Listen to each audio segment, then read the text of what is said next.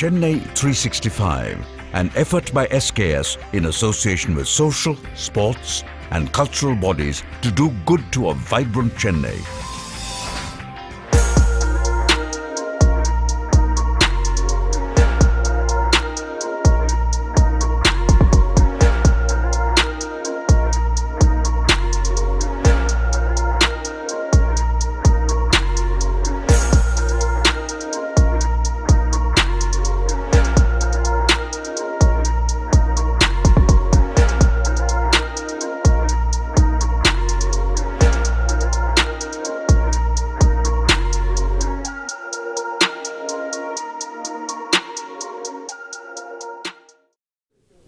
அனைவருக்கும் வணக்கம்.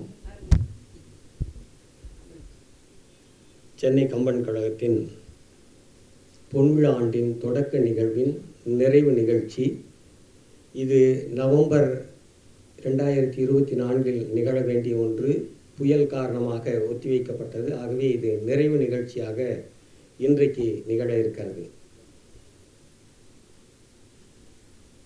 கம்பன் கழகத்தினுடைய திங்கள் நிகழ்வுகளை வழக்கம் போல ஸ்ரீ கிருஷ்ணா ஸ்வீட்ஸ் முரளி அவர்கள்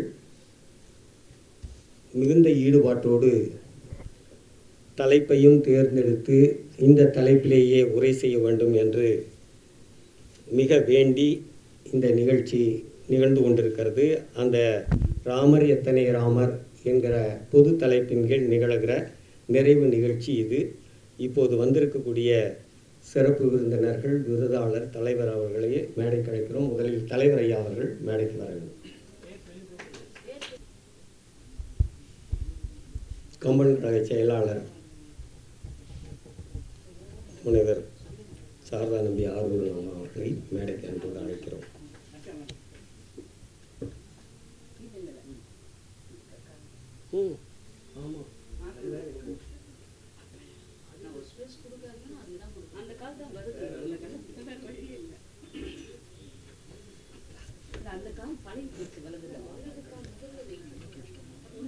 இந்த நிகழ்வுக்கு விருது பெற வந்திருக்கக்கூடியவர் மொழியாசிரியர், மொழிபெயர்ப்பாளர் கே. ராமநாதன் ஐயா அவர்களை அன்பு பாராட்டி மேடைக்கு அழைக்கிறோம்.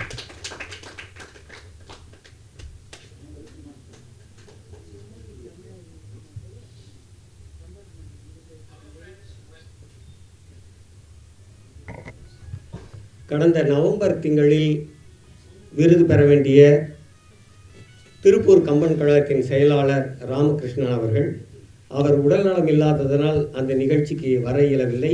அவர்களை அன்பு பாராட்டி மேடைக்கு அழைக்கிறோம். உரையாளர்கள் வந்து கொண்டிருக்கிறார்கள். நாம் முதலில் இந்த நிகழ்ச்சியை தொடங்கி நடத்துவோம். முதலில் கடவுள் வாழ்த்து. உலகம் யாவையும் தாமுளாக்கலும் நிலை பெறுத்தலும் நீக்கலும் நீங்களா அழகிலா விளையாட்டு உடையார் அவர் தலைவர் அன்னவர்க்கே சரண் நாங்களே.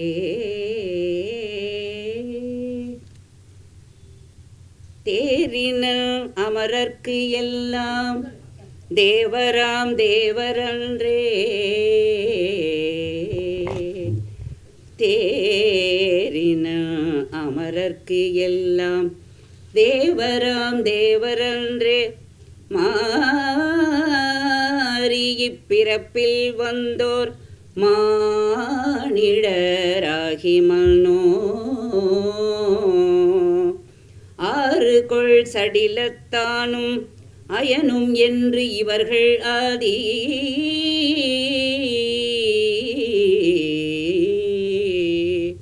வேருள குழுவையெல்லாம் மானுடம் வென்றது அன்றே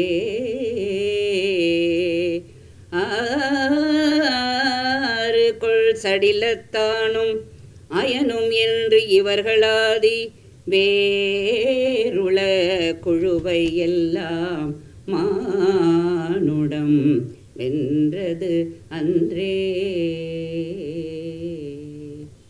இன்றைய நிகழ்ச்சியின் தலைவராக வந்து விருதுகளை வழங்கி சிறப்பித்து தலைமை உரை நிகழ்த்த வந்திருக்கக்கூடியவர்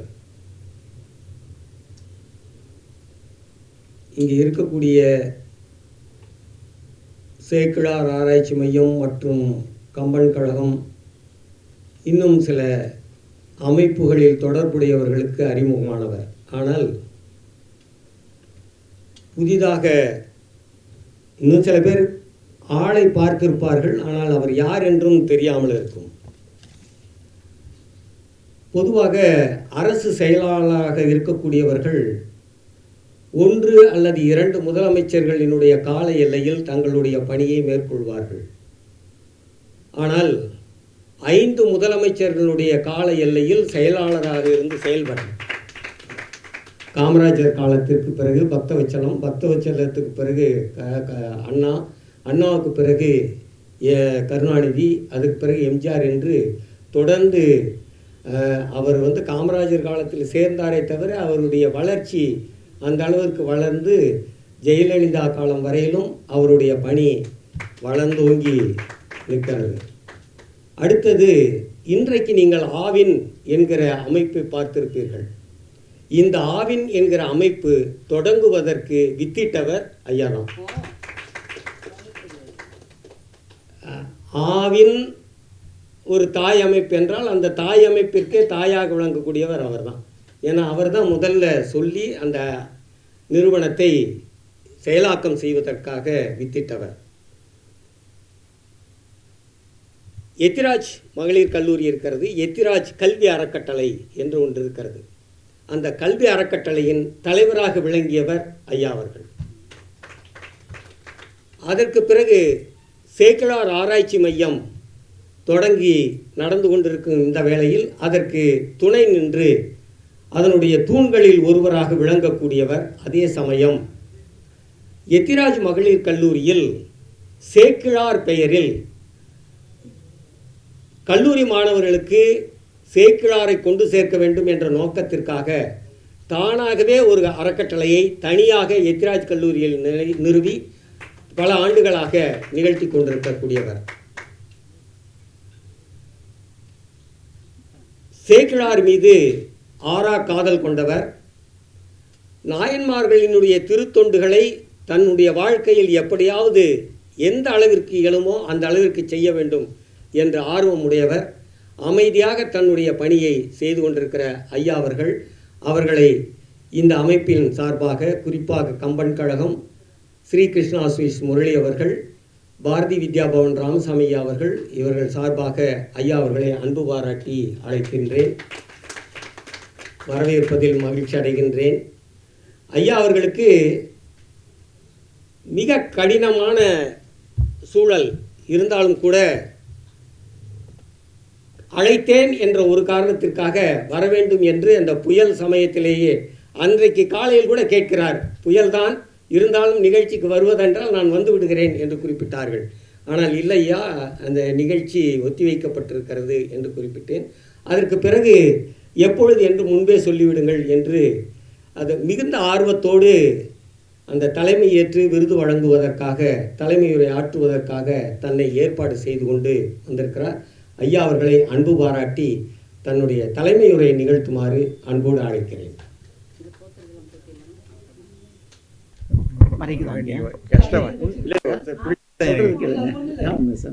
சரியா பண்ணுது.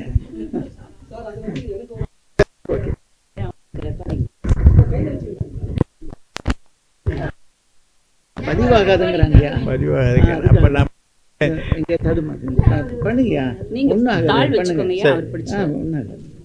எல்லோருக்கும் வணக்கம். இதை பார்த்து பேசணுமா, அதை பார்த்து இது மாதிரி பண்ணிட்டு இருந்தா எப்படி ஆரம்பத்திலே பிரச்சனையா இருக்கு. எல்லோருக்கும் வணக்கம். இந்த கிருஷ்ணா ஸ்வீட்ஸும் பாரதிய வித்யா பவனும் சேர்ந்து கம்பர் கழகத்துடன் பொன்விழா ஆண்டு போது மாதம் ஒரு நிகழ்ச்சி, ஒவ்வொரு மாதத்திலும் ராமர் எத்தனை ராமர் என்று பேச வேண்டும் என்ற குறிப்பு கொடுத்து 12 மாதங்கள் முடிந்து 11வது மாதம் நான் பேச வேண்டியது இந்த புயல் காரணமாக ஒத்திவைக்கப்பட்டு இன்று நடைபெறுகின்றது. ஒரு விதத்தில் பார்த்தால் இங்கே உள்ளவர்களே கம்பர் கழகத்தில் ஆரம்பத்திலிருந்து இருந்தவன் நான் என்ற முறையிலே சுமார் 42 வருஷங்களாக கம்பர் கழகத்தில் ஜஸ்டிஸ் எஸ் இஸ்மாயிலும் ஏவிஎம் சரவணனும் பழனியப்பனும் டாலர் துரைராஜனும் இருந்த காலத்திலிருந்து இன்று வரை தொடர்ந்து இருந்து வருகின்றேன் பல்விதமான நிலைகளிலே. அந்த முறையிலே இறுதி ஒரு சுற்றுக்கு இன்று பேச என்னை அழைத்தமைக்காக திருவாட்டி சாரதா நம்பியாரன் அவர்களுக்கும் மலர்மன்னன் அவர்களுக்கும் பாலசீனிவாசன் அவர்களுக்கும் மற்ற பெரியோர்களுக்கும் என்னுடைய மனமார்ந்த நன்றியை தெரிவித்துக் கொள்கிறேன். இங்கே என்ன பேசுவது என்று பார்க்கும்பொழுது இதை ஆரம்பத்தில் நாங்கள் நினைத்தது இளைஞர்களுக்காக நடத்த வேண்டியது என்று நினைத்தோம். இப்பொழுது வந்திருப்பது இளைஞர்கள் குறைவாக இருந்தாலும் கூட இந்த நிகழ்ச்சியோட நோக்கமே இளைஞர்களிடம் கம்பரை கொண்டு சேர்ப்பது என்பதுதான். அந்த முறையிலே பார்த்தால் இன்று என்னுடைய இறுதி பேச்சு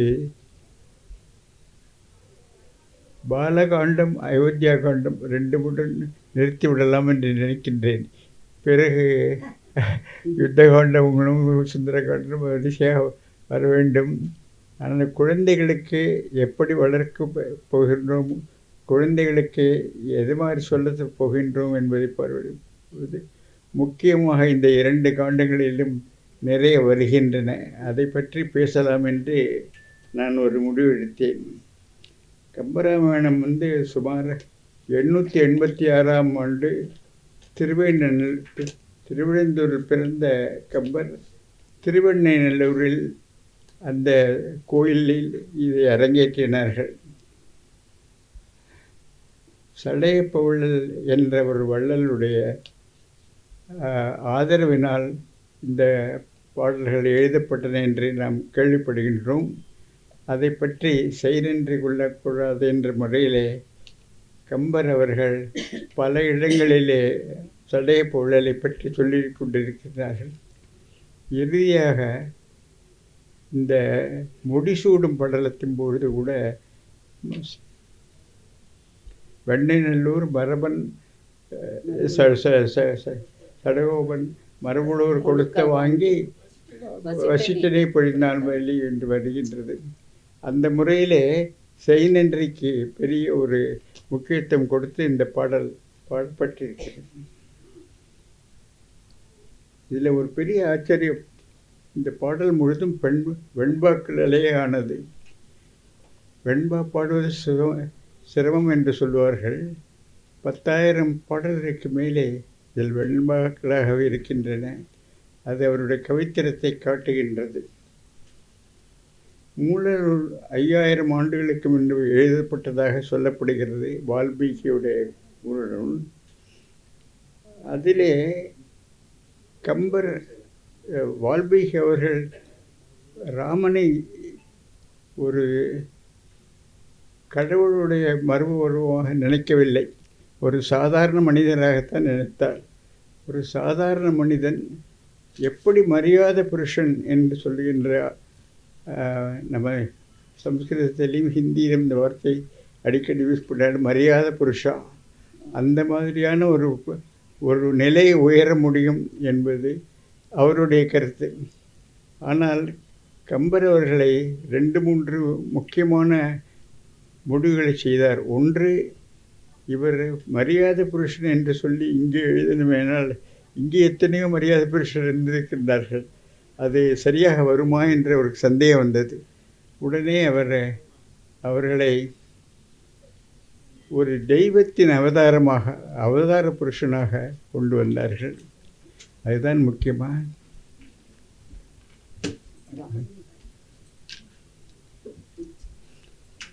முக்கியமான ஒரு மாறுதலாக இருந்தது. அவதார புருஷன் என்பது தெய்வம் இறங்கி வந்து மனிதனுடைய குணங்களையெல்லாம் கொண்டு, ஆனால் மனிதனை எவ்வளவு தூரத்திற்கு உயர முடியும் என்பதை காட்டுவதாக இருக்கிறது. சாதாரண மனிதனாகத்தான் பிறக்கின்றான் ராமன், அது வால்மீகியிலிருந்து வந்தது. ஆனால் தெய்வமே இறங்கி வந்தால் 1-2 மானிட குணங்கள் இருந்தாலும் கூட அது நிச்சயமாக அதை முன்னேற்றி தெய்வ குணங்களையும் கொண்டு வர முடியும். மனிதன் என்பவன் தெய்வமாகலாம் என்கிற வார்த்தையை நிரூபிப்பது போல இந்த காவியம் எழுதப்பட்டது. இதை நாரணன் விளையாட்டு என்று சொல்கின்றார் கம்பராமாயணத்திலே. அதற்கு காரணம் என்னவென்று சொன்னால், லீலைகள் இறைவன் இப்படி செய்யலாமா என்று எல்லோரும் யோசிக்கக்கூடாது. இறைவனே இது மாதிரி செய்தால் அது தவறு இல்லையா அப்படி. அதாவது இறைவன் மனிதனாக வந்த பிறகு மனிதனுக்குள்ள வீக்னஸ் என்று சொல்லி சில பலவீனங்கள் வந்து கொண்டிருக்கின்றன.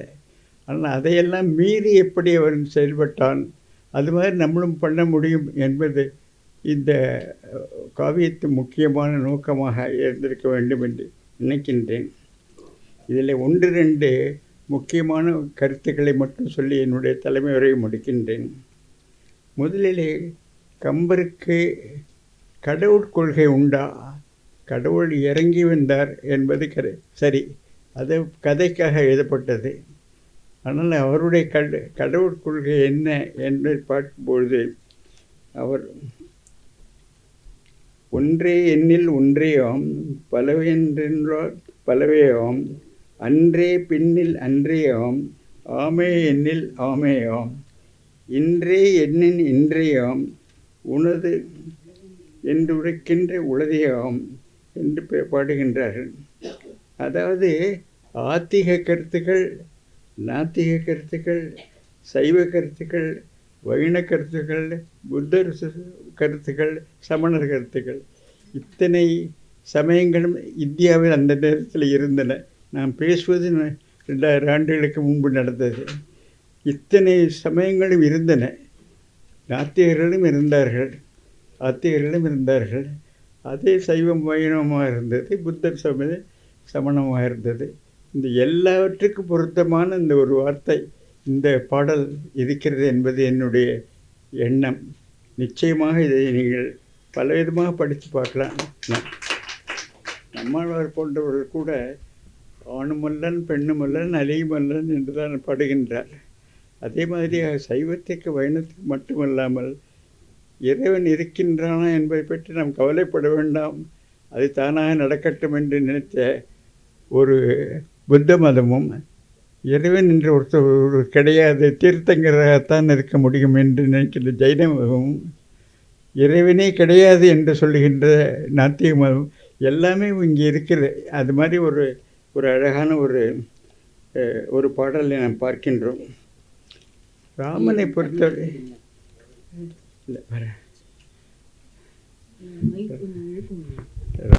ராமன் எத்தனை ராமனடை என்று ராமன் இந்த கதையின் நாயகன்.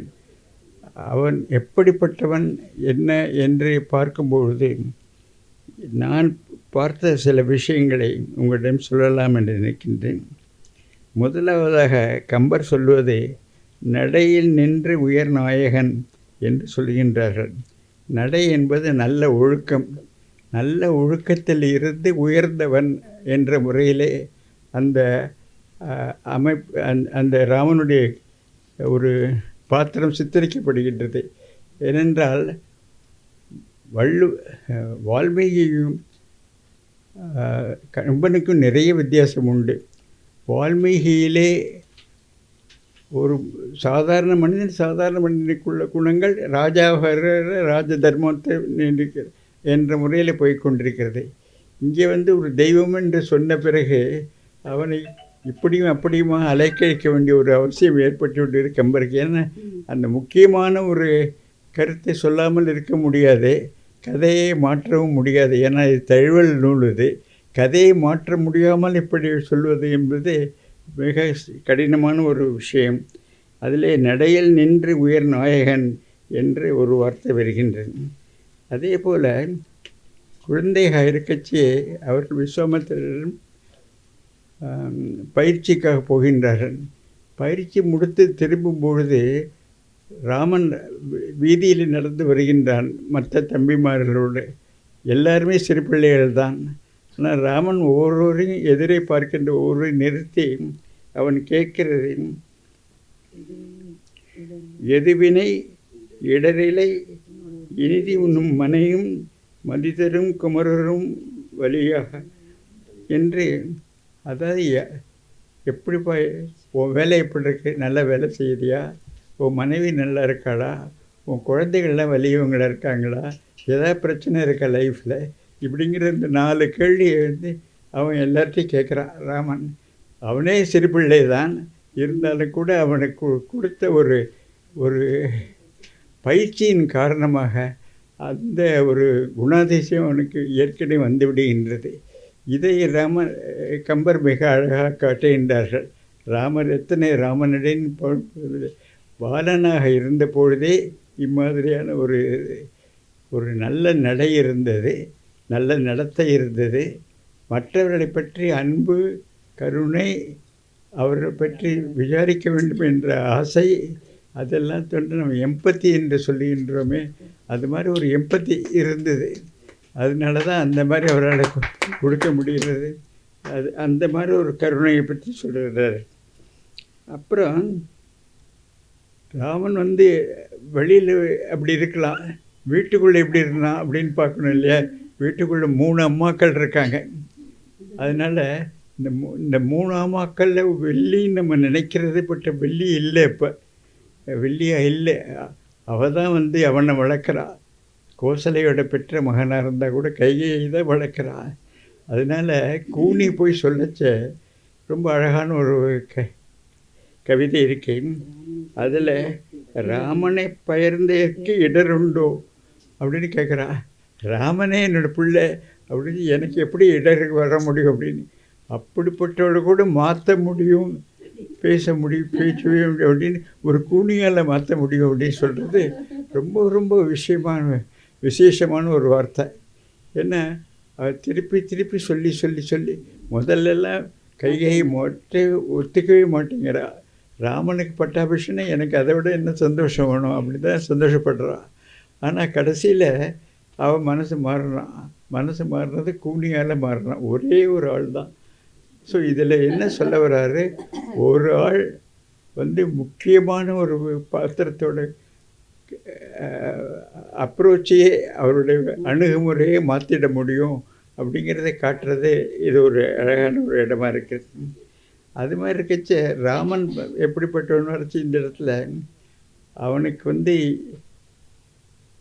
கைகையை சொல்லிடுறா, நீ வந்து இதுக்கு போகணுன்னு உனக்கு இல்லை இந்த பட்டாபிஷேகம், பரதனுக்குன்னு முடிவு பண்ணிட்டோம் அப்படின்னு சொல்லி உங்கள் அப்பா சொல்ல சொன்னார் அப்படின்னு சொல்கிறான். இதில் ஒரு வேடிக்கை, முதல் பாட்டு வந்து அன்றளந்த செந்தாமரை வென்றது அம்மா அப்படின்னு சொல்கிறாரு. இது நமக்கு எல்லாருக்கும் புரியுது. புதுசாக பூத்த பூ போல மறந்துருக்குது. ஏன்னா பெரிய ஷாக்கு அவனுக்கு ஒன்றும் இல்லை. ஏன்னா நம்ம ஆராய்ச்சியாளர் முடிவுப்படி பரதன் தான் மூத்தவனுக்கு கூட ஒரு பேச்சு இருக்குது. அதனால் பரதனுக்கு கொடுக்க போகிறேங்கிற பெரிய விஷயமா தெரியல அவனுக்கு. அது நல்லது தானேங்கிற மாதிரி அந்தளர்ந்து முகத்தை போல் பாடுறது. அடுத்த வார்த்தை சொல்கிறான். ஏன்னா அதை வந்து அவன் சொல்ல மாட்டேங்கிற மூர்ச்சை ஆயிடுறான் தசரதன். அதை சொல்லச்சு என்ன சொல்கிறான்னா, நீ வந்து காட்டுக்கு போகணும் 14 வருஷம் அப்படிங்கிறது 2வது வார்த்தை. இதை சொன்னதுக்கு என்ன நார்மலாக பதில் வரணும்னா, அவன் பாட்டு ஆண்டுட்டு போகிறான் தம்பி அல்லது மூத்தவன், ஏன் நான் போகணும் காட்டுக்கு அப்படி தானே கேட்கணும். அதுவும் 14 வருஷம், 1-2 வருஷம் இல்லை, அதுவும் குடும்பத்தோடு போகணும் ஒன்று அப்படின்னு சொல்லச்ச ரொம்ப அழகான ஒரு வார்த்தை சொல்ல. மன்னவன் பணி என்றால் நும்பணி மறப்பனும், என் பின்னவன் பெற்ற செயலும் யான் பெற்றதென்றோ அப்படிங்கிற கேள்வி. இதுதான் ராமனுடைய அணுகுமுறையில் உச்சமாக நான் நினைக்கிறேன். முதல்ல பட்டாபிஷேகம் நடக்காதுன்னு சொன்னால் சரி ஒத்துக்கிறேன் அப்படின்னு சொன்னால், சரி நீங்கள் வந்து அப்பா மயக்கம் போட்டுட்டாரு அதனால் இதை சொல்ல சொன்னார் உன்கிட்ட அப்படின்னு சொல்கிறார். அப்பா அது மாதிரி சொல்லவே இல்லை. ஆனால் மயக்கம் போட்டு விழுந்திருக்காரு, உன்கிட்ட சொல்ல சொன்னார், 14 வருஷம் காட்டுக்கு போ அப்படின்னு சொல்கிறான். அப்போ எப்படி இருக்கணும் அந்த பையனுக்கு? அப்பா சொல்லட்டுமே அதை முடிச்சுட்டு அப்பாவுக்கு மயக்கம் எடுத்து இப்படி எத்தனையோ விதத்தில் சொல்லலாம். அந்த வந்து அழகாக எடுத்துக்கிட்டார். மன்னவன் பணியன்றோ உன் பணி மெனுப்பனன்றோ, என்னவன் பெற்ற செல்வம் யான் பெற்றதென்றோ என்று சொல்கின்றார்கள். இது ராமனுடைய ஒரு உச்சகட்டமான ஒரு கேரக்டர் நான் நினைக்கிறேன். அதனால் பிறகு பல இடத்துல வருது ராமரை பற்றி, மற்ற காண்டங்கள் எல்லாம் வருது. ஒரே ஒரு மட்டும், ஏன்னா பரதன் வரைச்ச குகன் பயப்படுறான், ஏன்னா பெரிய படையோடு சேர்றானே அப்படின்னு சொல்லிட்டு. அப்போ குகன் சொல்லச்சு, குகனோட மைவரம் படிச்சிருப்பீங்க எல்லோரும். அப்போ சொல்லச்ச 1000 ராமர் என் கீழ் ஆவாரோ அப்படின்னு சொல்கிறாங்க. 1000 ராமர் என் கீழ் ஆவாரோன்னு. இது 2வது இடத்துல. அதாவது முதல்ல நம்ம ஒரு எப்படிப்பட்டவர்னு பார்த்தோம், அவர் மற்ற ஜனங்கள் மேலே கருணையோடு உள்ளவர்னு பார்த்தோம், அவர் குடும்பத்தில் அவருக்கு அவ்வளோ மரியாதை இருந்ததுன்னு பார்த்தோம், அவர் எதுக்கும் கவலைப்படாத இருந்தார், சிதப்பிரஜனாக இருந்தார் பார்த்தோம். கடைசியில் வெளியில் உள்ளவன் ஒருத்தன், இவனுக்கு பார்க்காத இதுவரைக்கும் தெரியவே தெரியாத குகன், அவன் கண்டுபிடிக்கிறான். அதை பார்த்த பிறகு பரதனை பார்த்த பிறகு கேட்குறான், 1000 ராமர் என் கீழே ஆவரோன்னு சொல்லி. அப்போ இது பரதனையும் உயர்த்துகிற மாதிரி இருக்குது, ராமரையும் உயர்த்துகிற மாதிரி இருக்குது. அந்த மாதிரி பலவிதமான விஷயங்கள் இருக்குது. நான் அதிகமாக பேச விரும்பவில்லை. தலைமை உரைங்கிற முறையில் ரொம்ப 10 நிமிஷம்தான் பேசணுங்கிறத நம்மளோட கட்டளை. ஒரே ஒரு வார்த்தை மட்டும் சொல்லி முடிச்சிடுறேன். பகவத்கீதையில் சிதப்பிரஜன்னு ஒரு வார்த்தை வரும். இந்த சிதப்பிரஜனை ஈக்குவானிமிட்டின்னு ஆங்கிலத்தில் சொல்லுவாங்க. எது நடந்தாலும் ஒன்றும் அசையாமல் இருக்கிறது, கொஞ்சம் கூட ஒரே சந்தோஷத்துக்காக ஒரே கேட்குறது, கஷ்டத்துக்காக ஒரே இருப்பது, இதெல்லாம் ஒன்றும் இல்லாமல் எப்படி எதாக இருந்தாலும் நடக்கிறபடி நடக்கட்டும். நான் அதை ஏற்றுக்கிறேன். நான் அதோட போராட போகிறதில்ல. நான் அது தவறுன்னு சொல்ல போகிறதில்ல, அது ரைட்டுன்னு சொல்ல போகிறதில்ல. அது எனக்கு அதை பற்றி ஒன்றும் கிடையாது. நடக்கிறது நடக்கட்டும், அதை நான் ஏற்றுக்கிறேன் அப்படிங்கிற ஒரு சத்திய அந்த சிதப்பிரஜனுக்கு. அதுக்கு ராமர் உதாரணமாக இருக்கின்றார் என்பதை இந்த நேரத்தில் உங்களுக்கு சொல்லி, குழந்தைகள் எல்லாம் இந்த காலத்திலே நாம் வளர்ப்பதற்கு பலவிதமான பிரச்சனைகள் உள்ளன. அவர்கள் எல்லோரும் புதிய கார்ட்டூன்களையோ அல்லது புதிய ஃபேரி டெய்ல்ஸ் சொல்லக்கூடியதையோ பார்த்து வளர்கின்றார்கள். அது எல்லாமே வெளிநாட்டிலேருந்து இறக்குமதி செய்யப்பட்டதுங்கிறது நமக்கு நல்லா தெரியுது. நம்ம ஊர் கதையை சொன்னோம்னா என்ன சொல்கிறாங்கன்னா, இதெல்லாம் யாருப்பா நம்புறது, இது மாதிரி ஒருத்தன் இருந்திருக்க முடியுமா, அது மாதிரி இருந்திருக்க முடியுமா அப்படிங்கிற. இந்த கம்பராமாயணத்தில் ரொம்ப விசேஷம் எங்களுக்கு பிடிச்சது என்னென்னா, நடந்தது இல்லையாங்கிறது கவலைப்பட வேண்டாம். நடந்திருக்கலாம்ங்கிறது நடக்க முடியாமல் இருந்திருக்கலாங்களே. தெய்வந்தான் வந்ததா அல்லது மனுஷன்தான் வந்தானுங்கிற பற்றி கவலைப்பட வேண்டாம். மனிதன் என்பவன் தெய்வமாகலாம் அப்படிங்கிறத அழகாக கொண்டு வந்திருக்காரு சின்ன சின்ன உருவத்தில். அந்த முறையில் இந்த கம்பராமாயணத்தை நமது குழந்தைகளுக்கு மற்றவர்களுக்கு சொல்லிக் கொடுத்து வளர்க்க வேண்டும் என்று இந்த நேரத்தில் கேட்டுக்கொண்டு, உங்களுடைய ஆதரவை நல்கி கம்பராமாயணம் பொன்விழா ஆண்டில் நாங்கள் எவ்வளோ திட்டமிட்டிருக்கின்றோம். திருமதி சாரதா நம்பியார் அவர்களும் மலர்மன்னன் அவர்களும் மற்றவர்களும் சேர்ந்து அழகாக செய்கின்றார்கள். அது எல்லாவற்றுக்கும் உங்களுடைய ஆதரவை வேண்டி நான் இந்த நேரத்தில் என்னுடைய பேச்சை முடித்துக் கொள்கின்றேன். வணக்கம். மிக ஆர்வத்தோடு கம்பராமாயணத்தை மீண்டும் ஒரு முறை படித்து இன்றியமையாத பகுதிகளை குறிப்பெடுத்து இந்த தலைமை உரையை சிறப்பு செய்த ஐயா அவர்களுக்கு இப்போது செயலாளர் அவர்கள் சிறப்பு செய்கிறார்கள்.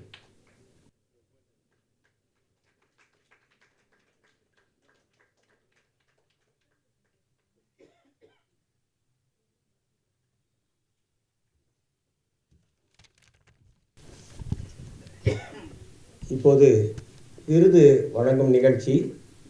2 பேர் விருதாளர்களாக அழைக்கப்பட்டிருக்கிறார்கள். ஒருவர் முன்பே வரவேண்டியவர், அதாவது அக்டோபர் மாதத்தில் பெற வேண்டியவர் உடல்நலமின்மை காரணமாக இப்போது வந்திருக்கிறார்.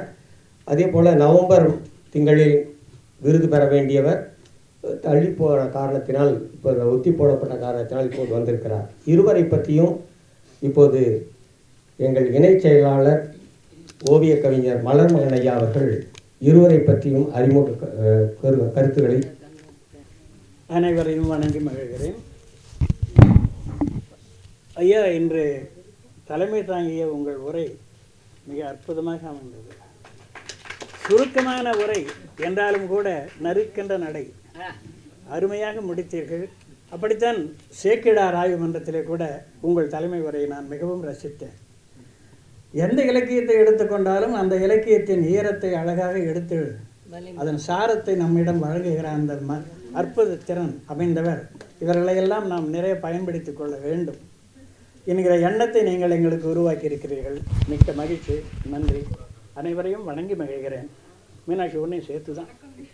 ஆமாம், வாக்கில் தேனாட்சி பண்ணாலும் மீனாட்சி பேசினா நல்லா தான் இருக்குன்னு அடிக்கடி சொல்லுவார் நம்ம நண்பர்.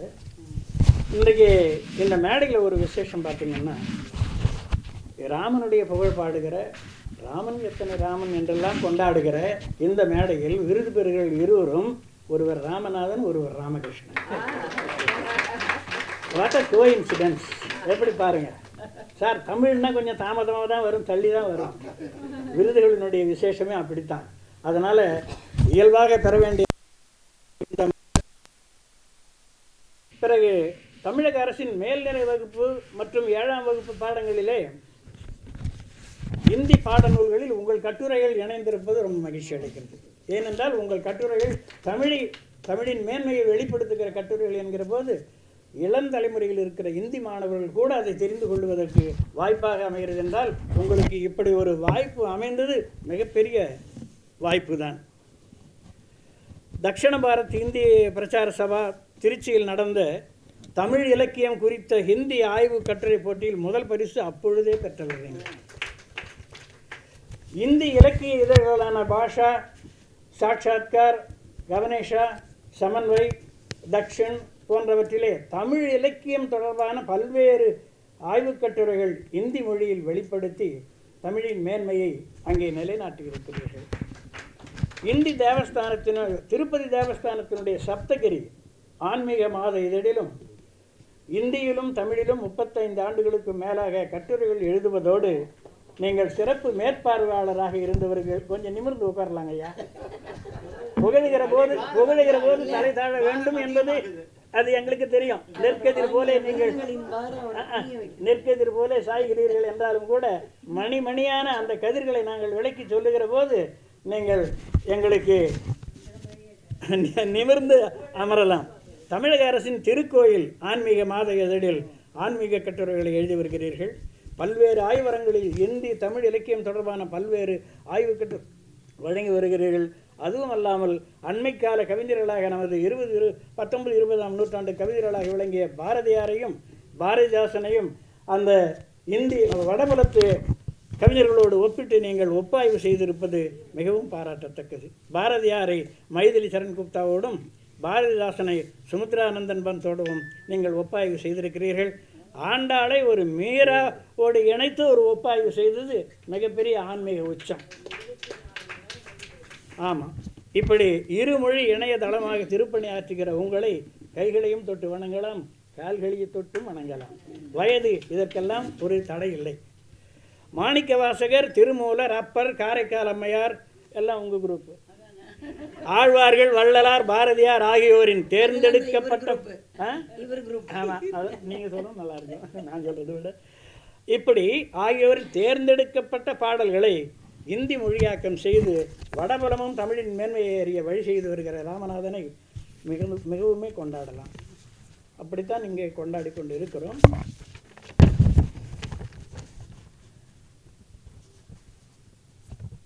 செம்மொழி தமிழாய்வு மத்திய நிறுவனத்தின் சார்பில் முத்தொள்ளாயிரம், களவழி 40 கவிதை நூல்களை இந்தி மொழியாக்கம் செய்திருக்கிறார்.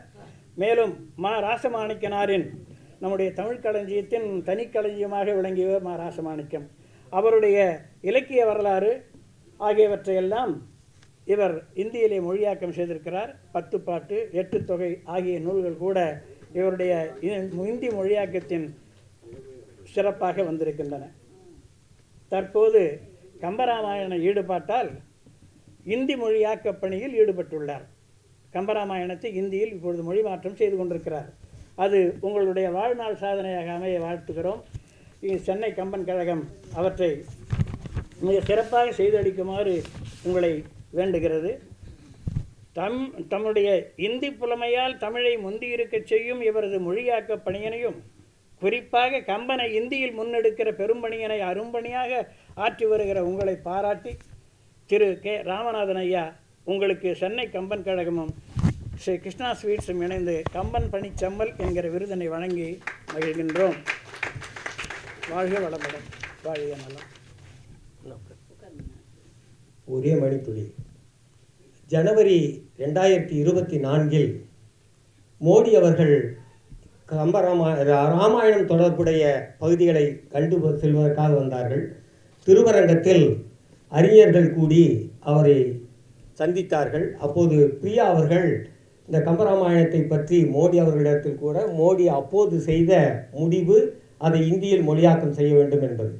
அதை தேஞா அவர்கள் தியாகராய நகரில் இருக்கக்கூடிய தியாகராய அரங்கிலேயே ஒரு குறிப்பை சொன்னார். பிரியா இது செய்ததனுடைய காரணமாக என்ன நிகழ்ந்திருக்கிறது என்று தெரியுமா என்ற ஒரு வினாவை கேட்டுவிட்டு பிரியா ராமச்சந்திரன் அவர்கள் குறிப்பிட்டார்கள். அதனால் அப்பொழுதே முடிவான ஒன்று. அது முடிவு வருவதற்கு முன்பாகவே அவர் கடந்த 2-3 ஆண்டுகளாக புலனத்தின் வழியாக இந்த மொழிபெயர்ப்பை செய்து கொண்டிருக்கிறார்கள்.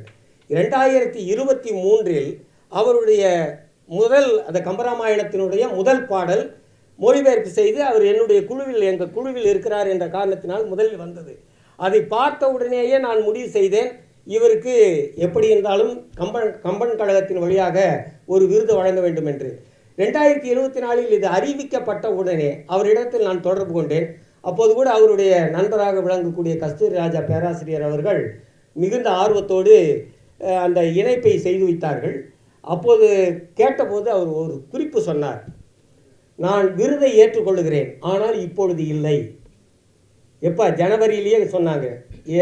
நான் ஒரு திட்டம் வைத்திருக்கிறேன். இரணியன் வகைப்படலத்தில் இருக்கிற 176 பாடல்களை முழுமையாக இந்தியில் மொழிபெயர்த்த பிறகு அந்த விருதை நான் பெற்றுக்கொள்கிறேன் என்று குறிப்பிட்டார்கள். அதாவது விருது கொடுக்கிறதை ஏற்றுக்கொள்ளுகிறேன், ஆனால் உடனே நான் ஏற்றுக்கொள்வதில்லை. கம்பன் கழகம் என்ன காரணத்திற்காக கொடுக்கிறதோ கம்பன் பணி செம்மல் என்பதனால் நான் அதை ஏற்றுக்கொள்கிறேன் என்று சொல்லி கடந்த 2 திங்களுக்கு முன்பாக அந்த 176 பாடல்களையும் தமிழில், இந்தியில், ஆங்கிலத்தில் என்று அவர் நூலாக்கம் செய்து, அதாவது தட்டச்சு செய்து அதை எனக்கு அனுப்பி வைத்துவிட்டு இப்போது நான் அதை ஏற்றுக்கொள்கிறேன் என்று குறிப்பிட்டார்கள். அதனால்தான் அக்டோபர் திங்களில் அவருடைய பெயர் இடம்பெற்றது. இன்றைக்கு வரைக்கும் மாணிக்கவாசகனுடைய திருவாசகத்தில் ஒவ்வொரு நாளும் ஒரு பாடலை மொழிபெயர்ப்பு செய்கிறார். இந்தி இலக்கியத்தில் இருக்கக்கூடிய மிக இன்றியமையாத சின்ன பகுதியை எடுத்து தமிழில் மொழிபெயர்ப்பு செய்கிறார். இந்த பணியை இன்றல்ல, எனக்கு தெரிய அவர் 3 ஆண்டு காலமாக தொடர்ந்து செய்து கொண்டு இருக்கிறார்கள். ஆகவே கம்பன் கழகம் அவருக்கு கம்பன் பணிச்செம்மல் விருது வழங்குவதில் மிகுந்த மகிழ்ச்சி அடைகிறேன். இப்போது தலைவர் ஐயா அவர்கள் அவர்களை சிறப்பு செய்வார்கள்.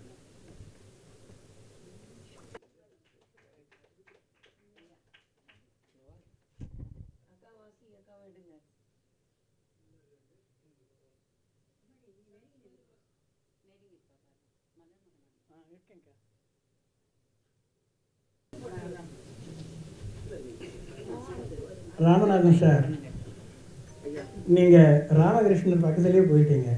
இந்த ராமகிருஷ்ணரை சொல்லலை, அந்த ராமகிருஷ்ணர். ஒரு அம்மா தன் குழந்தைய கூட்டின்னு வந்து, ஐயா இந்த பையன் ஓயாத இனிப்பு சாப்பிட்றான், அவனுக்கு இங்கே சொல்லுங்களேன். ஒரு வாரம் பொறுத்து ஆஷிமாங்க. என்ன இது இன்றைக்கி சொல்கிறது நீங்கள் அன்றைக்கே சொல்லிட்டு போக வேண்டியதானேன்னு ஒரு வாரம் கழிச்சு வந்து அந்த அம்மா கேட்குற போது, நானே இனிப்பு சாப்பிட்டவன், அதை நான் குறைச்சிக்கிட்டு தானே நான் குழந்தைக்கு சொல்லணும். சார் அந்த பண்பு நலம் அருமை அருமை. அடுத்து முன்பு பெற வேண்டிய விருது ராமகிருஷ்ணன். அவரை பற்றி நான் முதலில் சொல்லிவிடுகிறேன். சென்னை கம்பன் கழகத்தை நடத்தக்கூடிய மாணவர்களுக்கான போட்டிகளில் நாங்கள் எல்லோரும் ஒன்றாக, அவர் விவேகானந்தா கல்லூரி மாணவர், அப்போது போட்டியில் கலந்து கொண்டு பல முறை பரிசு பெற்ற பிரேமா, அவர், உலகநாயகி பழனி, எல்லாருமே நாங்கள் ஒரே செட்டாக போட்டிகளுக்கு சென்று கொண்டிருந்த காலத்தில் பல முறை பரிசுகள் பெற்று கம்பன் கழக மேடையில் சிறப்பாக பேசிய ஒருவர். அவருக்கு திருப்பூர் தான் சொந்த ஊர். அங்கேயே இப்போது சென்னை திருப்பூரில் கம்பன் கழகம் தொடங்கி அதனுடைய செயலாளராக செயல்பட்டு கொண்டிருக்கிறார். அவரை பற்றிய குறிப்புகளை ஐயா மலர்மகன் ஐயா அவர்கள் குறிப்பிடுவார். ராமகிருஷ்ணன் சார். ராமகிருஷ்ணன் சார் அவங்க நண்பர்கள்லாம் ரான்னு கூப்பிடுவாங்க. ஏன் இப்படி கூப்பிட்றாங்கன்னு கேட்டால் அவருடைய அந்த குறிப்புகள் வந்தபோது தான் தெரிஞ்சுது கம்பன் பணியில் இவர் சோறாதவர், கம்பன் பணியிலே சோறாதவர் ஆகியனால தான் இவர் நண்பர்கள் எல்லாம் சோரா என்று கூப்பிடுகிறார்கள் என்பதை நான் அந்த அந்த அந்த இதை பார்த்துட்டு தான் தெரிஞ்சுக்கிட்டேங்க. ஐயா, திருப்பூர் மண்ணின் மைந்தறிவர், தமிழ் பன்னிசை பாடகர், ஓதுவார் போலவே பாடுவாருங்க. ஐயா, அவ்வளவு இனிமையான குரலில் பாடக்கூடிய ஞானம் பெற்றவர். திருஞான சம்பந்தர் 3 வயசில் தான் பாடினார். இவர் 3 வயசுலேயே பேச கற்றுக்கிட்டார். அப்படி பேசுனது மட்டும் இல்லாமல் 35 ஆண்டுகளாக தனி உரை, வீச்சு, பட்டிமன்ற பேச்சு என்று மேடை மொத்தம் உங்கள் பேச்சே தான். எந்த கம்பன் கழகங்கள் எங்கே சுடர்ந்து வந்தாலும் ராமகிருஷ்ணன் இல்லாத நிகழ்ச்சி இல்லை என்கிற ஒரு நேரம் இருந்தது உண்டு. அது உண்மை. தமிழ் சென்னை சொல்லிட்டார், இவர் இதெல்லாம் சொல்லிட்டார் தம்பி. 2008 குடியரசுத் தலைவர் APJ அப்துல் கலாம் அவர்களை கொண்டுதான் திருப்பூர் கம்பன் கழகம் தொடங்கினார் ஐயா அவர்கள். அதன் நிறுவன செயலாளராக 15 ஆண்டுகளாக கம்பன் கழக பணியை மிக மேன்மையாக ஆற்றி கொண்டு வருகிறார். மூத்த தலைமுறை தமிழறிஞர்களை கொண்டும் கம்பன் கழக ஆண்டு விழாக்கள் மற்றும் கூட்டங்களை நடத்துவதோடு இளைய தலைமுறையினர், இப்பொழுது தம்பி சொன்னார், அதுபோல் இளைய தலைமுறையினரை மிகவும் உயர்த்த வேண்டும் என்பதற்காக கம்பன் கழக தொடர் மாத கூட்டங்களிலும் ஆண்டு விழாக்களிலும் நிறைய இளைய பேச்சாளர்களை எல்லாம் ஈடுபட செய்து, போட்டிகளில் ஈடுபட செய்து 1,00,000 பேருக்குமான மாணவர்களிடம் இவர் கம்பனை கொண்டு சேர்த்திருக்கிறார் என்பது மிகவும் நாம் பாராட்ட வேண்டிய செய்தி. அப்படிப்பட்ட லட்சிய செயல் வீரரை நாம் கரங்கொட்டி அவரை பாராட்டலாம்.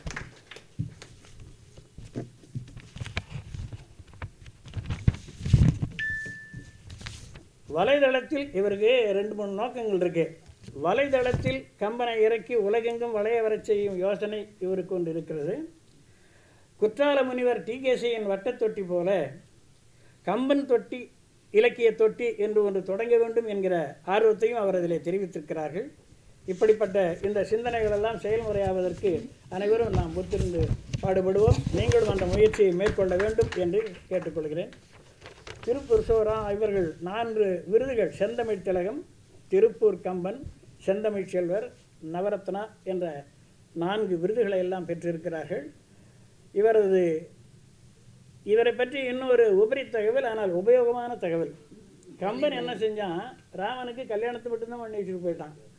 நம்ம ஐயா அவர் என்ன பண்ணுறார், நிச்சயதார்த்தம் பண்ணுறார், கல்யாணம் பண்ணுறார், வளைகாப்பும் பண்ணுறார், எல்லாம் தன் மொழியில், தமிழ் மொழியில் செய்து வைக்கிறார். ஆமாங்கம்மா, அது ஒரு உங்களுக்கெல்லாம் 500க்கும் மேற்பட்ட நிகழ்வுகளை இதுபோல் ஐயா அவர்கள் ஆற்றி இருக்கிறார் என்பது பிரமிக்கத்தக்க செய்தியாக நமக்கு தெரிகிறது. கருவுற்ற மகளிருக்கு ஆன்மீக பயிற்சி எடுக்கிற இவர் இளைஞர்களுக்கு வாழ்ந்து காட்டுவோம் வாரீர் என்னும் அமைப்பின் மூலம் தன்னம்பிக்கை பயிற்சி வகுப்புகளையும் நடத்தி ஒரு இளைய பட்டாளத்தையே உருவாக்கி கொண்டு வருகிறார் என்பது பாராட்ட வேண்டிய ஒரு செய்திதான். இப்படி மொழிப்பணியோடு இணையாக சமுதாய பணியை மாற்றி வரும் இவரை நமது சென்னை கம்பன் கழகமும் கிருஷ்ணா ஸ்வீட்ஸும் பாராட்டி அவருக்கு கம்பன் பணிச்செம்மல் விருதினை வழங்கி மகிழ்கிறது. வாழ்க வளமுடன், வாழ்த்துக்களுடன்.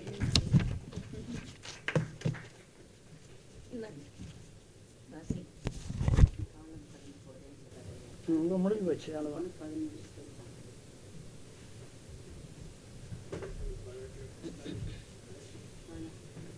முதலில் ராமகிருஷ்ணன் அவர்கள் ஏற்புரை வழங்குகிறார். வாக்குண்டான், நல்ல மனமுண்டான், மாமலராள் நோக்குண்டான், மேனி நுடங்காது பூக்குண்டு துப்பார் திருமேனி, தும்பிக்கையான் பாதம் தப்பாமல் சார்வார் தமக்கு. வாழ்விலே புறத்திலே இருந்து பெறுகிற இன்பமும் அகத்தில் பெறுகிற ஆனந்தமும் இணைந்து ஒருவருக்கு இதயம் கழிக்க வேண்டுமே என்று சொன்னால் அதற்கு ஒரே வழி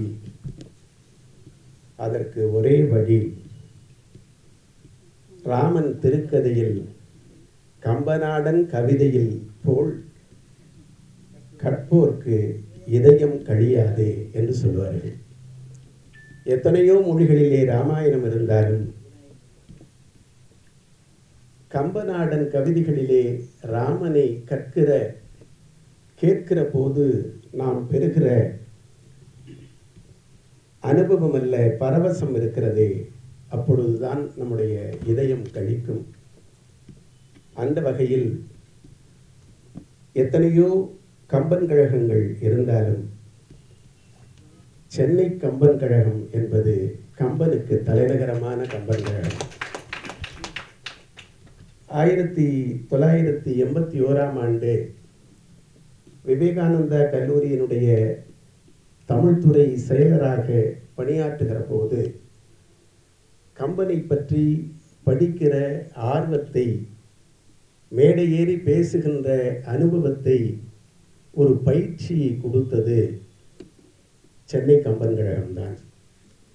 எத்தனையோ ஜாம்பவான்களுடைய உரைகளை கேட்டு நமக்கும் ஒரு ஆர்வமாக நம்முடைய இளைஞர்களுக்கு மனதிலே பதிகிற வகையில் அந்த கம்பராமாயணத்தினுடைய உரைகளை பெற்ற அனுபவம்தான் இன்றைக்கு நாங்கள் திருப்பூர் கம்பன் கழகத்தின் சார்பாக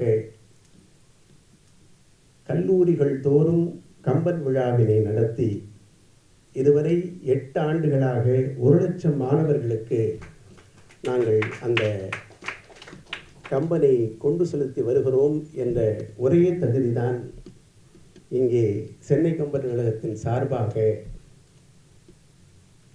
எனக்கு இந்த விருதினை வாங்குவதற்கு தகுதியாக நான் நினைக்கின்றேன். அந்த வகையில் மேடையில் இருக்கின்றவர்கள் எல்லோருமே பொதுவாக மூலவர் இருந்தால் உற்சவமூர்த்தி இருக்கும், மேஜர் சப்ஜெக்ட் இருந்தால் ஆன்சிலரி இருக்கும். ஐயாவுக்கு மேஜர் சப்ஜெக்ட் மாதிரி ஒரு விருதை கொடுத்துட்டு ஒரு துணை விருதாக இந்த அமைப்பு அமைந்திருக்கிறது. அவருடைய அந்த முதலாக ஐயாவை சந்திக்கிறேன், அவரை பற்றி அறிகிறேன். எவ்வளோ பெரிய வேலை!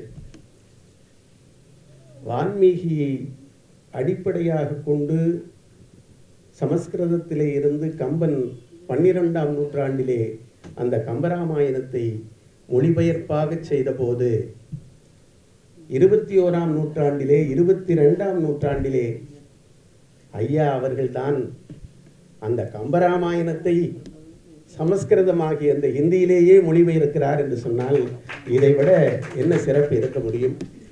அந்த வகையிலே அவர்களோடு இணைந்து இந்த விருதினை பெறுவதில் நான் பெருமகிழ்ச்சி அடைகின்றேன். மேடையில் இருக்கின்ற அம்மையார் அவர்கள், நான் கல்லூரியிலே படிக்கின்ற காலம் முதல் கொண்டு அவர்களை அறிவேன்.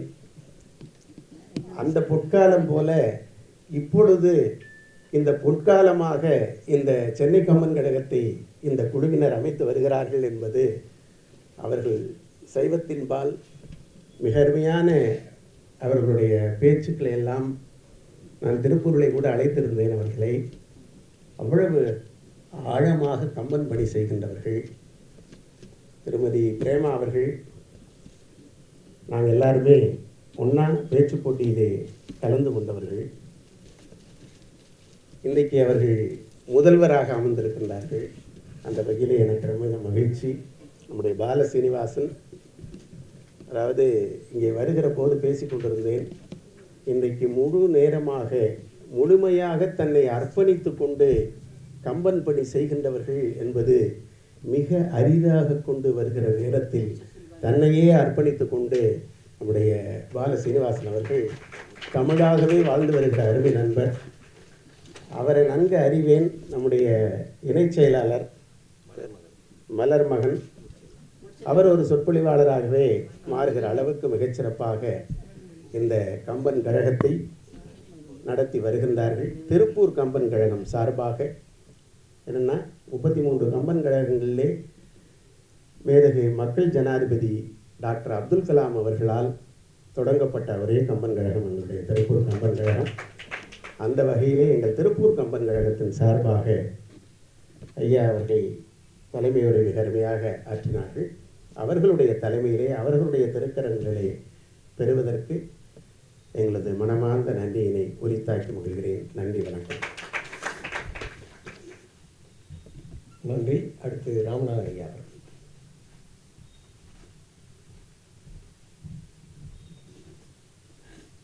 செந்தமிழே உயிரே நருந்தேனே, செயலினை மூச்சினை உனக்கழித்தேனே, நைந்தாய் எனில் நைந்து போகும் எந்தன் வாழ்வு, நன்னிலை உனக்கெனில் எனக்கும் தானே. அந்த வகையில் இறைவனால் நான் அழைத்து செல்லப்படுகிறேன். கம்பன் கழகம் இவ்வாறு என்னுடைய அந்த வழிகாட்டுதலுக்கு நல்ல ஒரு ஊக்கத்தை அளித்திருக்கிறது.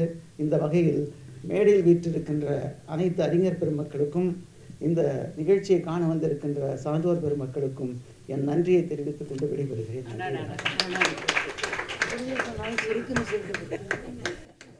நறுக்கு தெரித்தார் போல என்பது ஏற்புரை செய்த ஐயா அவர்களுக்கு நன்றி. அடுத்ததாக சிற்றூரை வழங்க வரக்கூடியவர் மீனாட்சி. சென்னை கம்பன் கழகம் நடத்துகிற கல்லூரி மாணவர்களுக்கான போட்டிகளில் கட்டுரை, பேச்சு இரண்டிலும் பல பரிசுகள் 3 ஆண்டுகளாக பெற்று சிறக்க செய்தவர். திருவண்ணாமலையை சார்ந்த அவர் கல்லூரியின் முதல் மதிப்பெண்ணும் பெற்றவர். அவர் கணிதம் படிக்கிறவர், எம்எஸ்சி கணிதம், பிஎட் எல்லாம் படித்து இருந்தவர். இப்போது அரசு பணிக்கான முயற்சியில் இருக்கிறார். அவர்களை அன்பு பாராட்டி பேச அழைக்கிறேன். நன்மையும் மேன்மையும் நாளும் நல்குமே, திண்மையும் பாவமும் சிதைந்து தேயுமே, சென்மமும் மரணமும் இன்றி தீருமே, இம்மையே ராமையனும் 2 எழுத்தினாள். ராமநாமத்தை வணங்கி மகிழ்ந்து அவையின் கண் வீற்றிருக்கக்கூடிய அத்துணை அறிவுசால் பெருமக்களுக்கும் என் அன்பும் பண்பும் பணிவும் கலந்த வணக்கம். கம்பன் கழக போட்டியில் 7 மணித்துளிகள் தருவார்கள் பேசுவதற்கு. அப்பொழுதெல்லாம் நான் சண்டையிட்டு இருக்கிறேன். பொதுவாக எல்லா இடங்களிலும் பேசுவதற்கு 5 மணித்துளிகள் தான். ஏனென்றால் இலக்கியம் பேசுவது எங்களுக்கெல்லாம் அவ்வளவு கடினமாக இருக்கும். நீங்கள் ஏன் 7 மணித்துளிகள் எங்களை பேச சொல்கிறீர்கள் என்று சண்டையிட்டு இருக்கின்றேன். அப்படி சண்டையிட்டவளை இப்பொழுது அரை மணி நேரம் அல்ல, 1 மணி நேரம் அல்ல, 2 மணி நேரம் தொடர் சொற்பொழிவுகள் என்று பேசும் அளவிற்கு வளர்த்து விட்டு இப்பொழுது 15 மணித்துளிகள் போதும் என்று சொல்லியிருக்கின்றார்கள். என்னை வளர்த்தெடுத்த கம்பன் கழகத்தை சார்ந்த அத்துணை பெருமக்களினுடைய பொற்பாதங்களையும் நான் வணங்கி மகிழ்கின்றேன். அதுலேயும் என்னுடைய அந்த கம்பன் கழகத்துல முதல் வெற்றியை எனக்கு அறிவித்தவர் சாரதா அம்மையார் தான். நான் பேசி முடிச்ச உடனே எல்லாரும் சொன்னாங்க நல்லா பேசியிருக்கமா அப்படின்ட்டு. ஆனால் நான் நம்ப மாட்டேன். ஏன்னா என்னை விட பன்மடங்கு பேசக்கூடிய ஆற்றல் உடையவர்கள் கம்பன் கழகத்திற்கு போட்டிக்கு வருவார்கள். அப்போ எனக்கு என்ன தோணுச்சுன்னா, ஏதாச்சும் ஒரு ஆறுதல் பரிசாச்சு கிடைக்கும் அப்படின்ற ஒரு சின்ன நம்பிக்கையில நான் அமர்ந்து கொண்டிருந்தேன். அத்தருணத்திலே சாரதா அம்மா அவர்கள் அந்த வெற்றியாளர் பட்டியலை வாசிக்கின்றார்கள். ஆறுதல் பரிசிலிருந்து தொடங்குகின்றார். ஆறுதல் பரிசு என் பேர் வரல, 3ஆம் பரிசு என் பேர் வரல, 2ஆம் பரிசு என் பேர் வரல. அவ்வளவுதான், நான் எந்திரிச்சிட்டேன். இனிமே வர்றதுக்கு வாய்ப்பே இல்லை, போயிடலான்னு சொல்லிட்டு எந்திரிச்சிட்டேன். அப்பொழுது அம்மா சொல்றாங்க, முதல் பரிசு அண்ணாமலை அப்படின்னு சொல்லிட்டு சொன்னாங்க. அப்போ அண்ணாமலைன்னு ஏதோ ஒரு பையன் வாங்கியிருக்கான் போல இருக்கு. சரி, நமக்கு தான் எந்த வாய்ப்பும் கிடைக்கல, போவோன்னு சொல்லிட்டு போகும்பொழுது தொடர்ந்து அவர் சொன்னார், முதல் பரிசு அண்ணாமலையாரினுடைய திருவருளால் திருவண்ணாமலையை சேர்ந்த செல்வி ஜே மீனாட்சி வாங்கியிருக்கின்றால் அந்த குழந்தை மேலும் பல பரிசுகளை பெறுவதற்கு மனதார வாழ்த்துகிறேன் என்று சொன்னார். இந்த தருணத்தில் ஏன் இதை பதிவு செய்கிறேன் என்றால், சிலருடைய வாழ்த்து எல்லாம் உடனே பலிக்கும். அந்த உள் அன்போடு உண்மையாக நேர்மையாக என் மீது கொண்டு ஒரு பாசத்தினால் அவர் வாழ்த்தியது உடனுக்குடன் பலித்தது. அடுத்த 5 போட்டிகளிலும் கம்பன் கழகத்தில் மொத்தம் 6 தலைப்புகளில் போட்டி நிகழ்த்துவார்கள். திருக்குறளில் பொய்மையும் வாய்மையிடத்த என்ற அந்த பொருண்மையில் பேசினேன். முதல் பரிசு கிடைத்து விட்டது. அதை அம்மையார் தான் வாழ்த்தி எனக்கு சொன்னார். அடுத்த 5 போட்டிகளிலும் பரிசு பெற்று விட்டேன். விருதுக்கும் தேர்வாகிவிட்டேன். என்னால் நம்பவே முடியவில்லை, நானா இது என்று. அப்படிப்பட்ட ஒரு சூழல். இனிமே என்னுடைய வாழ்க்கையில எனக்கு எதுவுமே தேவையில்லை என்ற ஒரு மனநிலைக்கே நான் வந்து விட்டேன். விருதுக்கு நான் தேர்வு என்று சொன்னவுடன் அதோடு நின்று விடவில்லை. அடுத்து பாலசீனிவாசன் ஐயா பேசியதை அத்துணையையும் குறிப்புகளை கொண்டு கட்டுரையை எழுது என்று சொன்னார். சரி, எழுதுகிறேன். ஆனா ஒரு கட்டுரை 12 பக்கம் எழுதணும், 6 கட்டுரை எழுதணும். எனக்கு அப்பொழுது தேர்வு சமயம், என்னால முடியல. 4 கட்டுரை தான் எழுதி கொடுத்த, 4லையும் பரிசு. மொத்தம் 10 பரிசுகளை பெற்று கம்பன் கழகத்தில் விருதாளராக 2019 நான் தேர்வாகினேன்.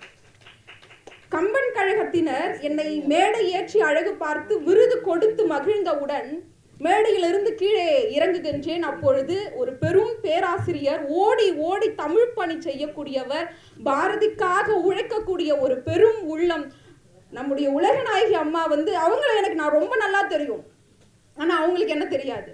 ஆனால் விருது வாங்கிட்டு மேடையிலிருந்து இறங்கி வந்த உடனே என்னை ஓடி கட்டி பிடிச்சி, ஒரு கிராமத்தில் இருந்து கம்பன் கழகத்தில், அதுவும் சென்னை கம்பன் கழகத்தில் விருது வாங்கியிருக்க, வாழ்த்துக்கள் அப்படின்னு சொல்லிட்டு, இப்படிப்பட்ட உறவுகளை எல்லாம் எனக்கு கம்பன் கழகம் தேடி கொடுத்தது. என்னை ஊக்குவித்து கொண்டே இருக்கக்கூடியவர்கள் இவர்கள் எல்லாம். கவிஞர் மலர்மகன் ஐயா, வாசுகி கண்ணப்பன் அம்மையார் இவர்கள் எல்லாம் என்னுடைய நிறைகளை இன்முகத்தோடு சொல்லி குறைகளையும் சுட்டிக்காட்டி இந்த இடத்திற்கு கொண்டு வந்து சேர்த்தவர்கள். அவர்களை நன்றி பெருக்கோடு நான் நினைந்து பார்க்கின்றேன். பொறுமை செம்மல். எல்லா குழந்தையும் அழுகையோடு தான் பிறக்கும், ஆனால் ராமனோ பொறுமையோடு பிறந்திருக்கிறான். ஏன் இப்படி சொல்கிறேன் என்றால், நாமெல்லாம் தாயின் வயிற்றில் 10 மாதம் தான் இருந்திருக்கிறோம். ஆனால் ராமனோ 12 மாதங்கள் பொறுமையாக இருந்து பின்பு அவதரித்திருக்கின்றான். எப்படி என்றால், நாமெல்லாம் தந்தையினுடைய வயிற்றிலே 2 மாதம் இருப்போம். அங்கு பொறுமையாக இருக்க முடியாமல் தாயின் வயிற்றுக்கு வந்து விடுவோம். அவள் அன்பானவள், பொறுமையானவள். ஆகையால் அங்கு 10 மாதம் இருப்போம். பிறகு பொறுமை இழந்து வெளியே வந்து இந்த பூமியிலும் பொறுமை இழந்து பல காரியங்களை செய்து துன்பப்படுவோம். ஆனால் ராமனோ என்ன செய்தான்? யாகம் செய்த அமுதத்தின் பாலாக பிறந்த குழந்தை அவன். ஆகையால் கோசலையினுடைய வயிற்றிலே 12 மாத காலம் இருக்கின்றான். அப்போ எல்லா குழந்தையும் பிறக்கும் போது அழுகையோடு பிறக்கிறது, ஆனால் ராமன் மட்டும் பொறுமையோடு பிறந்திருக்கிறான் என்பது நமக்கெல்லாம் தெளிவாகிறது. கம்பர் இந்த பொறுமை செம்மல் பிறந்ததனால் என்ன நடக்கிறது என்பதை பதிவு செய்கின்றார். அமிர்து உகுதலையொடு அணிநடை பயிலா திமிரமது அறவரு தினகரன் எனவும் தமிரமதுவுடன் வளர் சதுமரை எனவும் குமரர்கள் நிலமகள் குறைவர வளர்நாள் என்று சொல்கின்றார். இந்த பூமித்தாய் எவ்வளவு பொறுமையானவள் என்பது நமக்கெல்லாம் தெரியும். ஆனால் அவளுக்கும் குறைகள் இருக்கிறது. அந்த குறைகளை எல்லாம் அவள் எப்போது போக்கிக் கொள்கிறாள் என்றால், இந்த பொறுமை செம்மலான ராமன் பிறந்து அவள் மீது நடக்கும் போதுதான் அந்த குறைகளை எல்லாம் அவள் போக்கிக் கொள்கின்றாளாம். அப்படி என்றால் அவனுடைய பொறுமையினுடைய அந்த தன்மை எத்துணை பெரியதாக இருக்கிறது என்பதை நாம் சிந்தித்து பார்க்க வேண்டும். அடுத்தது லக்குவன். லக்குவனை எடுத்துக்கொண்டால் அவன் பல இடங்களில் சீற்றம் கொள்கின்றான். எடுத்ததற்கெல்லாம் சீற்றம் கொள்கின்றான். ராமனை தான் காட்டுக்கு போக சொல்றாங்க, ஆனா இவன் எப்படி நீங்க ராமனை காட்டுக்கு போக சொல்ல முடியும் அப்படின்னு சொல்லிட்டு சீற்றம் கொள்கின்றான். காட்டில் ராமன் இருக்கும் பொழுது பரதன் வருகின்றான், ஆனால் லக்குவனுக்கு கோபம் வருகின்றது. அவன் எப்படி இங்கே வரலாம் என்று கோபப்படுகின்றான். அவன் சீற்றம் கொள்ளக்கூடிய இடத்தில் எல்லாம் ராமனுடைய சொற்கள் தான் அவனை சீற்றம் தணிந்தவனாக மாற்றுகின்றது. நெருப்பு கொண்டு நம்மால் அணைக்க முடியாது, நீரை கொண்டுதான் அணைக்க முடியும். பெரும் சீற்றம் கொள்ளக்கூடிய லக்குவனினுடைய கோபத்தை ராமனினுடைய சொல்தான் அவனுடைய சீற்றத்தை எல்லாம் குறைத்து காட்டுகின்றது. நாடாள வேண்டிய ராமன் காடு செல்ல வேண்டும் என்று கைகேயி சொல்கின்றார். அவள் எப்படி அதை நம்மிடத்தே சொல்கின்றார் என்றால், நான் சொல்லல, ராமன் கிட்ட சொல்லும் பொழுது நான் சொல்லல, உங்க அப்பா தான் அப்படி சொல்றாரு. ஆறில் சூழ் உலகம் எல்லாம் பரதனே ஆள, நீ போய் தாழ் இருஞ்சடைகள் தாங்கி தாங்க அருந்தவம் மேற்கொண்டு பூழி வெங்கானம் நன்னி புண்ணிய துறைகள் ஆடி 7 ஆண்டின் வாயென இயம்பினன் அரசன் என்றாள் என்கிறார். ராமனுக்கு நல்லா தெரியும், சொன்னது அப்பா இல்ல, அது உங்களுடைய எண்ணம் தான் என்று. இருந்தாலும் அந்த தருணத்தில் நாடாள வேண்டிய ராமன் இப்பொழுது காடாள வேண்டும் என்று சொல்கிறார்கள் என்று சற்று கூட கோபம் கொள்ளாமல் பொறுமையாக நிதானத்தோடு இருக்கின்றான். அவன் மறுமொழி ஒன்றுதான் சொல்கிறான். அதில் கூட வெறுப்பு இல்லை, கோபம் இல்லை. என்னவென்று சொல்கின்றான்? மன்னவன் பணி என்று நும் பணி மறுப்பனும். அதுல சின்ன ஒரு நக்கல் இருக்கு.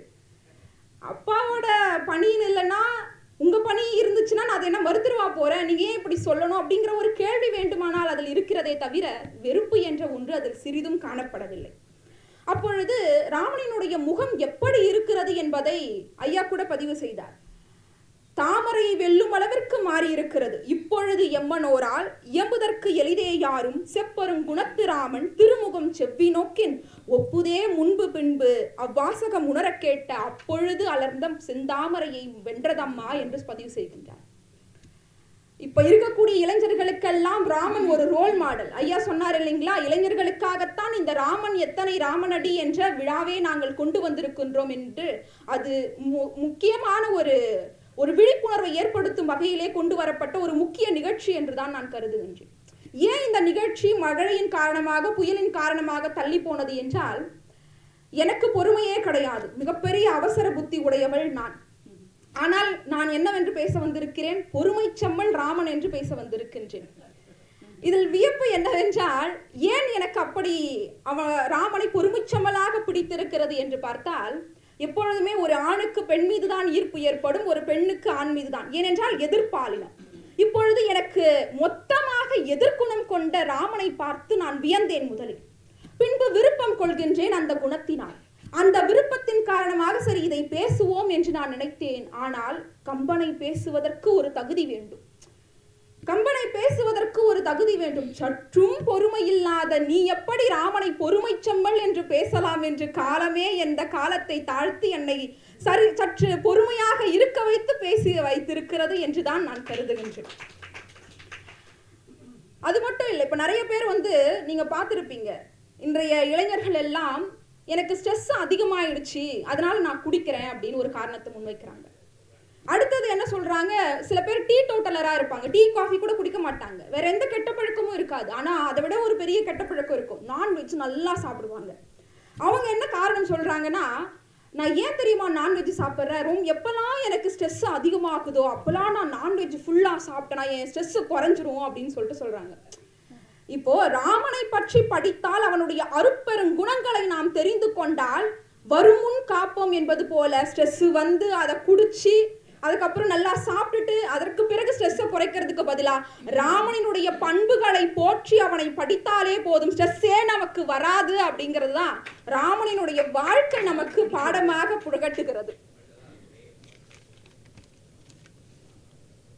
லக்குவனினுடைய சீற்றம் தணிக்கக்கூடியவனாக ராமன் இருந்தான் என்று பதிவு செய்தேன். அடுத்ததாக சீதையினுடைய பொறுமையை பற்றி நான் சொல்ல வேண்டும்.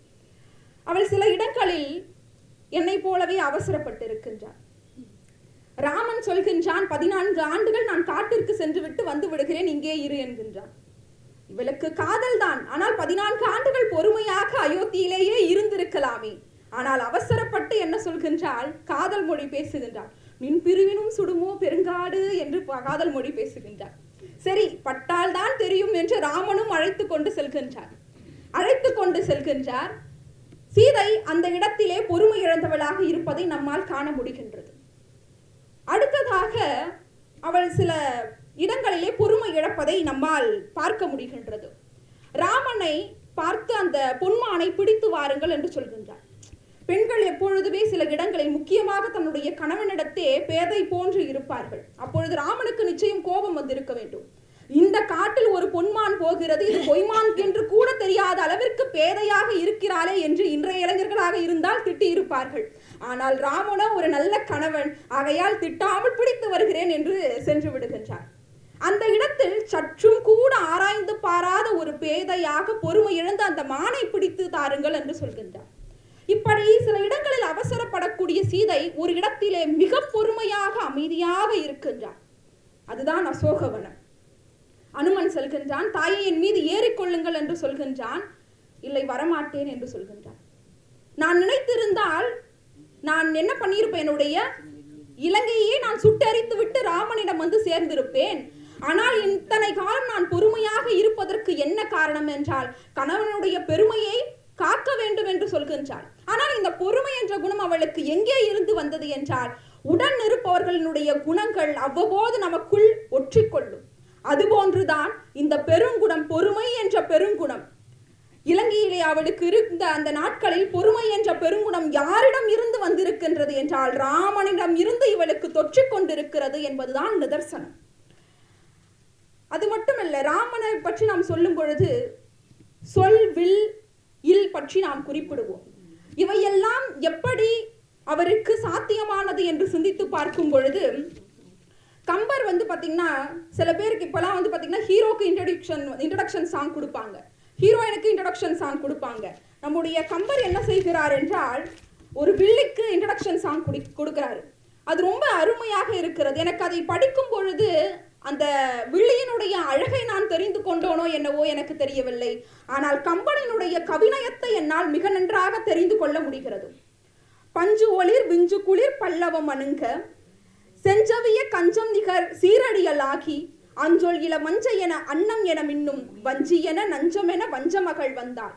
இவ்வளவு அழகாக ஒரு பெண் தன் முன் வந்து நிற்கும் போது ராமன் இல்லறத்தை காக்கும் நோக்கத்திலே மிக பொறுமையாக இருந்திருக்கிறான் என்று தெரிகிறது.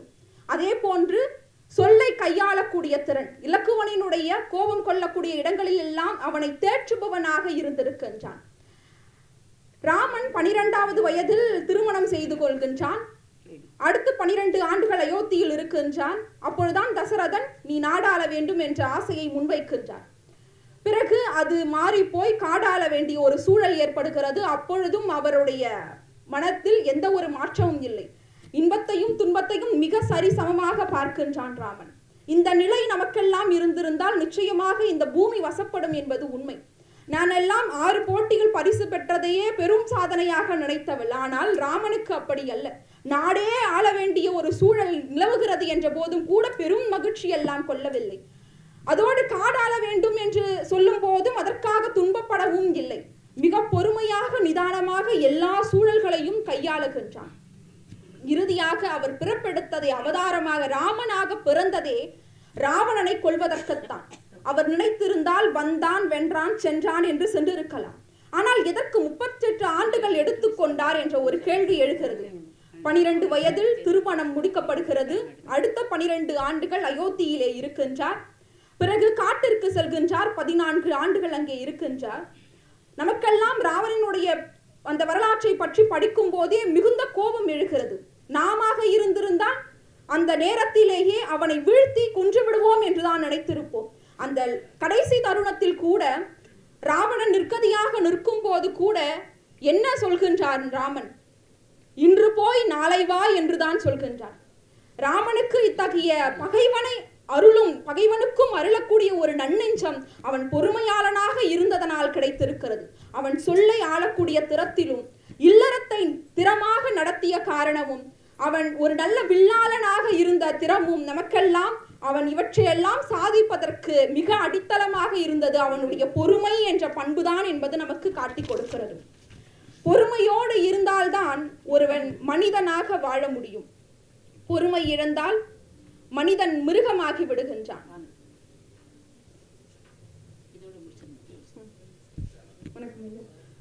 பொறுமையோடு இருந்தால்தான் ஒரு மனிதன் மனிதனாக வாழ முடியும். பொறுமை இழந்தால் அந்த மனிதன் மிருகமாக மாறி விடுகின்றான்.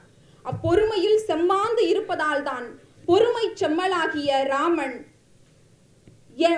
என்ற அந்த மனிதன் இறைவனாகின்றான் என்பது என்னுடைய கருத்தாக இருக்கிறது. நமக்கெல்லாம் ஆசை அதிகமானால் நாம் பொறுமையை இழப்போம். தனக்குரியது கிடைக்காமல் போனால் நாம் எல்லாம் பொறுமையை இழப்போம். கோபம் அதிகமானால் பொறுமையை இழப்போம். பிரிவு அதிகமானால் பொறுமையை இழப்போம்.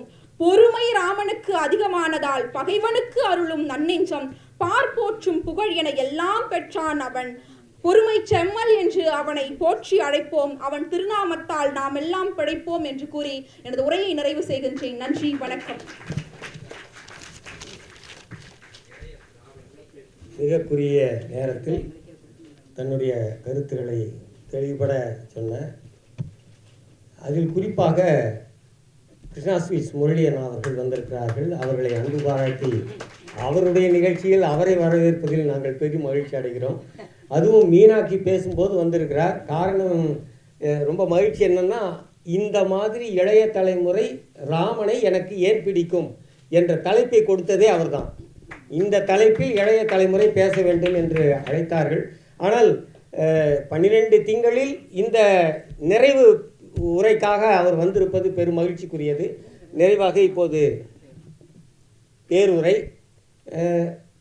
அக்கா சொன்னாங்க ரொம்ப நேரம் அறிமுகப்படுத்த வேண்டாம்னு சொல்லி. இருந்தாலும் ஒன்று அறிமுகப்படுத்தணும். அவங்க படித்தது முதல்ல பிஎஸ்சி மேத்ஸ் கணிதம், அப்புறம் முதுகலை படித்தது பொருளியல் எக்கனாமிக்ஸு, அதுக்கப்புறம் பேராசிரியராக முனைவர் பட்டமெல்லாம் வாங்கினாங்க. ஆனால் தமிழில் மிகுந்த ஆர்வம் உடையவர். தன்னுடைய பள்ளி பருவத்திலிருந்தே பல போட்டிகளில் பங்கு பெற்றவர். நான் 82 வரும்போது இவங்க 78 சென்னையில் மாணவ பருவத்தில் மிக அதிகமான பரிசுகள் பெற்றுக்கொண்டு வந்தவர்கள், கம்பனில் தோய்ந்தவர்கள், ஒவ்வொரு ஆண்டும் நடக்கக்கூடிய கம்பன் கழக போட்டியில் பரிசு பெற்று ஒவ்வொரு ஆண்டும் மேடை ஏறியவர்கள். அத்தகையவர்கள் இன்றைக்கு தன்னுடைய பங்களிப்பை செலுத்த வருகிறார்கள். அவர்களை அன்பு பாராட்டி அழைக்கிறேன். 10,000 கவிதை முத்தாக அள்ளி வைத்த சத்தான கம்பனுக்கு ஈடு இன்னும் வித்தாகவில்லை என்று பாடு. சீதை இடையழகும் ராமன் நடையழகும் போதை நிறைந்ததெனச் சொல்லி என்னை தூக்கி போட்டான் மதுக்குடத்தில் அள்ளி. காலம் எனும் ஆழியிலும் காற்று மழை ஊழியிலும் சாகாது கம்பனவன் பாட்டு, அது தலைமுறைக்கு எழுதி வைத்த சீட்டு. பேரன்பிற்கும் பெருமதிப்பிற்கும் உரிய சென்னை கம்பன் கழகத்தை சார்ந்த நம்முடைய செயலாளர், செயல்படுகின்ற செயலாளர், சில பேர் வெறும் செயலாளராக இருப்பான், செயல்படுகின்ற செயலாளராக வீற்றிருக்கக்கூடிய எங்கள் அருமை சகோதரியார். அவங்க சொல்லுவாங்க அம்மான்னு கூப்பிடுன்னு, ஆனால் நான் சாரதா அக்கா அப்படி சொல்லி தான் பழக்கம். அருமை சகோதரியார் சாரதா அக்கா அவர்களே, மற்றும் சிற்றுரை பேருரை என்ற அழைப்பிலே போட்டிருக்கிறது, அனைத்தையும் தன் தலைமை உரையிலேயே முடித்துவிட்ட டாக்டர் ஆமோ சுவாமிநாதன், துணைத் தலைவர் சேக்கிழார் ஆராய்ச்சி மையத்தை சார்ந்த பெரியவர் ஐயா அவர்களே, 2 விருது, அதாவது கம்பன் பணிச்செம்மல் விருது ராமநாதன் அவர்கள், நம்முடைய ராமகிருஷ்ணன் அவர்கள் என்னுடன் கல்லூரி நாட்களிலே பரிசுகள் பல பெற்ற ரொம்ப அருமையான ஒரு விருதுகளை பெற்ற அவர்களுக்கு என்னுடைய வாழ்த்துக்கள். பொறுமையாக பேசி, எனக்கு பொறுமை இல்லை இருந்தாலும் பொறுமை ராமனை பற்றி அருமையாக பேசி அமர்ந்திருக்கக்கூடிய இளைய தலைமுறை மீனாட்சி அவர்களே, என்னை இங்கே ஆற்றுப்படுத்திய, அவர் பேசும்போது கவனிச்சிருந்தீங்கன்னா தெரியும், நான் 82 பேச வந்தபோது அவங்க 78 பேசினாங்கன்னு. அதாவது அவரை விட நான் பெரியவன்றதை அந்த பேச்சிலேயே காட்டிட்டு உட்கார்ந்திருக்கக்கூடிய பாலசீனிவாசன் அவர்களே, இந்த நிகழ்வுகளை நாள்தோறும் நல்லது செய்வோம். யாராலையாவது முடியுமான்னு பார்த்தீங்கன்னா முன்வரிசையில் உட்கார்ந்துருக்காரு. அமைதிக்கு சொந்தக்காரர், ஆற்றல் மிக்கவர், எங்களை மேடையேற்றி கீழே இருந்து மகிழ்ந்து ரசிப்பவர் அன்பு சகோதரர் முரளி அவர்களுக்கும், இங்கே என்னுடைய கரம் பிடித்து பல மேடைகள் ஏறிய உலகநாயகி பழனி அவர்கள், கஸ்தூரி ராஜா அவர்கள், வாசுகி இருக்காங்க, இதயம் ராமானுஜம், சொல்லிகிட்டே போகலாம். இங்கே இருக்கிற ஒவ்வொருவரும் இங்கே மாணிக்க கற்கள், வைரக்கற்கள். காரணம், எனக்கு முன்னால் பேசின அந்த மீனாட்சி கூட சொன்னாங்க, இளைய தலைமுறையை இந்த தலைப்புகள் சென்று சேர வேண்டும். ரொம்ப சரி, ஆனால் உட்கார்ந்துருக்க ஒரு தலையாவது இளைய தலையாக இருக்கா பாருங்கள், பேசுகிறவங்கள தவிர. பாலசீனிவாசன் ஒன்னே மேடையில் நான் 2 பேர் இருக்கோன்றார், அவரையும் சேர்த்து. ராகேஷ், மகிழ்ச்சி. அதில் இன்னொன்று சொன்னாங்க, அம்மா மீனாட்சி, நீ ராமரை பற்றி பேசுனதெல்லாம் எனக்கு ஒப்புமை தான்மா, ரொம்ப ஒத்துக்கிறேன், ஆனால் சீதைக்கு பொறுமை இல்லைன்னு சொல்லவே சொல்லாதம்மா. என்னால் அதை எடுத்துக்கவே முடியாது. விவேகானந்தர் சொல்லியிருக்கார், யார் ஒரு துறவி, 1000 ராமர் கூட நீங்கள் கண்டுபிடிச்சிடலாம், ஒரு சீதைக்கு இடையாக முடியாதுன்னு. ஏன் தெரியுமா? சீதை சீதையாக இருந்ததுனால தான் ராமன் ராமனாக நிற்க முடிஞ்சது, இல்லைன்னா முடியாது. நீங்கள் கேட்டீங்க 7-2 ஆண்டில் வா, அதனால் நான் 14 வருஷம் அங்கேயே அரண்மனையில் இருக்க வேண்டியதானேன்னு. ஒரு மாமியார் இல்லைம்மா, 3 மாமியார். 3 மாமியார். கல்யாணம் அப்போ தான் ஆகிருக்கு, உனக்கு இன்னும் கல்யாணம் ஆகலை. ஆனால் தெரியும், கல்யாணம் ஆன உடனே புருஷனை காட்டு காமிச்சிட்டு வீட்டில் இருக்க முடியுமான்னு. சரியா? சீதை என்பவள் சீதை தான், அவளுக்கு யாரும் இடை கிடையாது. இந்த அருமையானதொரு இனிய நிகழ்வுக்கு காலங்களில் அவன் வசந்தம் என்ற தலைப்பில் அவரோடு நான் உரையாற்றினேன். இசைக்கவி ரமணன் அவர்கள், அவரையும் நான் இந்த அரங்கத்தில் நன்றியோடு நினைக்கிறேன். அருளாழி, ஆழி என்றால் என்ன? அழகாக பாடுவார். எனக்கு ஆழின்னொன்று சிவாஜி ஞாபகம் தான் வந்தது. முதல் வார்த்தையே ஆழியிலே பிறவாத அலைமகளோ அப்படின்னு ஒரு பாட்டு எடுத்து பாட ஆரம்பிப்பார். அந்த பாட்டு, ஆழி என்றால் கடல், அருள் என்றால் அருள் கடல், அருட்கடல் ராமன். இதை பற்றி தான் சொல்லணும். அன்புக்கும் அருளுக்கும் வித்தியாசம் இருக்குது. அன்பு என்பது நம்ம சம்மந்தப்பட்டவங்கள்ட்ட மட்டும் வர்றது. சம்மந்தப்படாத சில ஒருத்தட்ட வரும், அது காதல். அது விட்டுருங்க. இங்கே ராஜகோபாலையா சொல்வார், ஒரு பையனை வந்து கேட்டாராம் வாத்தியார், டேய் அன்புக்கும் காதலுக்கும் என்னடா வித்தியாசம்னு. பையன் ஒன்றே எழுந்து சொன்னானா, ஐயா நான் உங்கள் மேலே வச்சா அது அன்பு, உங்கள் பொண்ணு மேலே வச்சா அது காதல்னு. அது அந்த காலத்தையே எங்களுக்கெல்லாம் அவர்கள் கைப்பிடித்து இவர்கள் விரல் பிடித்து வளர்ந்தவர்கள் நாங்கள் எல்லாம். அதை போல் குட்டுப்பட்டாலும் மோதிர கையால் குட்டுப்படணும்னு சாரதா அக்காவை பற்றி அந்த பொண்ணு சொல்லிச்சு. நானும் உலகநாயகிலாம் 40 வருஷத்துக்கு முன்னாலேயே அந்த குட்டுப்பட்டுட்டோம். ஆமாம், இன்றைக்கும் அதனால்தான் 40 ஆண்டுகள் கடந்தும் பேசிக்கொண்டு இருக்கிறோம். அப்போ என்ன சொல்லணும், அருள் ஆழி, அருட்கடல். அருள் என்பது தன்னை அறியாதவர்கள், தெரியாதவர்கள், புரியாதவர்கள், சம்பந்தமில்லாதவர்களுக்கு கூட அந்த அருள் போய் சேரணும். அதுதான் அருள். சம்பந்தமில்லாதவர்கள் நம்மிடத்திலே, நமக்கு ஒரு துக்கம் வந்தால் அவன் அழணும். ராமனுக்கு ஒரு துக்கம் வந்தது, என்ன வந்தது, 7 ஆண்டில் வா அமிச்சாங்கல்ல, அனுப்பிச்ச போது அயோத்தியில் எது எது அழுதது சொல்கிறாரு கம்பன். கிள்ளையோடு பூவை அழுத, கிளர் மாடத்து உள்ளுரையும் பூசை அழுத, உரு அறியா பிள்ளை அழுத. அதுதான் கவிதை. வயிற்றில், தாய் வயிற்றில் உருவாகிற கரு, அந்த கருவுக்கு உருவே கிடையாது. உரு அறியா கரு, உருவமில்லா கரு கூட இந்த ராமன் நம்முடைய அயோத்தியை விட்டு நீங்குகிறானே என்று அழுதுதான். ஆவும் அழுத, அதன் கன்று அழுத. இதுவாது பரவாயில்ல, ஆவுக்கு உயிர் இருக்குது, கன்றுக்கு உயிர் இருக்குது. ஆனால் ஜெகதீஷ் சந்திர போஸ் செடிகளுக்கும் கொடிகளுக்கும் உயிர் இருக்குன்னு கண்டுபிடிச்சாரு. அதை எழுதுறான் கம்மன். அன்றில் இருந்த பூவும் அழுத. ஒரு பூ அழுதுதான். ஏன், ராமன் மனம் பூவை விட மென்மையானது, அதனால் அந்த பூ அழுதுது. அப்போ அருட்கடல் ராமன் எப்படிப்பட்டவன் சொன்னாங்க. ஐயா சொன்னார், அவனுடைய தலைமை உரையில் சொன்னார், ஏங்க விளையும் பயிர் முளையிலே தெரியும்வாங்க நம்முடைய பெரியவங்க. ஏன்னா முளையில் தெரிஞ்சாதான் அந்த பயிர் விளையும், தெரியலன்னா விளையாது. அது பேரன் லேண்ட், அதாவது தரிசு நிலமாக போயிடும், எதுக்கும் பிரயோஜனப்படாது. ஆனால் ராமன் முளையும் பயிர், அதாவது விளையும் பயிர் முளையிலேயே தெரியுன்ற மாதிரி அழகாக சொல்கிறான். எதிர்வரும் அவர்களை எமையுடை முதிர் தரு தருமையின் முகமலர் ஒளிர எதுவினை இடரில்லை. இவன் இருக்கிறது இத்தினுண்டு, தரையிலேருந்து 6 அடி, 4 பேரும் போயிட்டு வராங்க, வில் வித்தை வாழ் வித்தை எல்லாம் கற்றுன்னு வராங்க. எதிர பெரியவர்கள் வருகிறார்கள், நகரத்தில் இருக்கிறவங்க வராங்க. அவங்கள பார்த்து ஒரு குழந்தை எதுவினை இடரில்லை, உங்களுக்கு எல்லாம் நல்லா இருக்கா, உங்களுக்கு ஒன்றும் கஷ்டம் இல்லையே, யாருங்க கேட்க முடியும்? ஒரே வீட்டில் இருக்கோம், ஒரே வீட்டில் இருக்கோம். இப்போல்லாம் முன்னெல்லாம் கூட்டு குடுத்தனம் இருந்தது, இப்போ தனி குடுத்தனம். தனி குடுத்தத்தில் தனித்தனியாக இருக்கும். அந்த தனித்தனியாக இருந்து நீ சாப்பிட்டியா நான் சாப்பிட்டியா எதுவும் கிடையாது. அதுதான் ஒரு கவிஞன் எழுதினான். இன்றைக்கு இருக்கிற சூழலில் ஒரு கணவன் வீட்டுக்கு போகும்போது கால் லிஸ்ட் எல்லாம் டெலீட் பண்ணிட்டு போகிறானோ, மனைவி இன்பாக்ஸ் எல்லாம் டெலீட் பண்ணிட்டு போகிறானோ. இதுதான் இப்பொழுது வாழ்க்கை. அம்மா, சீதை வாழ்ந்த வாழ்க்கை அது இல்லைம்மா. ராமனும் சீதையும் வாழ்ந்த வாழ்க்கை சொன்னா இல்லையா, தூயவன் வெள்ளி நாற்றிற்கு மாசென்று வீசினேன். என்னால் முடியும் நினச்சா இப்போ தூக்கி போட்டு அல்லல் மாக்கள் இலங்கை ஏதாகுமோ எல்லை நீத்த உலகங்கள் யாவும் சொல்லினால் சுடுவேன்னா. அவ பெண்ணு, அவ அதுக்கு தான் வள்ளுவன் எழுதினான், பெய்யன பெய்யும் மழை. அப்படிப்பட்ட பெண்கள் பெய்யுனா மழை பெய்யும், நில்லுனா நிற்கும், உட்காருனா உட்காரும். அதுதான் அந்த பொறுமை வள்ளலை பற்றி அவர்கள் பேசினார்கள். ஆனால் கருணை அவனிடத்தில் எப்படி இருந்தது? ஐயா சொன்னாங்க, மன்னவன் பணி என்றாகில் நும் பணி மறுப்பனோயான். நீ போடா காட்டுக்கு போ, ஏய வரங்கள் 2இல் ஒன்றினால் சீதை கேழ்வன் வனமாழ்வதும்.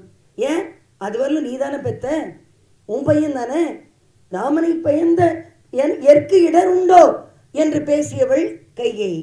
ஆனால் ஏய வரங்கள் 2இல் ஒன்றினால் சீதை கேழ்வன், அப்போ சீதை புருஷன் ஆயிட்டான். சீதை கேழ்வன் வனமாழ்வதும், மற்றொன்றினால் இவ பையன் நாடாளவும். அப்போ என்ன சொல்லுகிறான், ராமனுக்கு தெரியும், இதை சூட்சமாக சொல்லுவாங்க.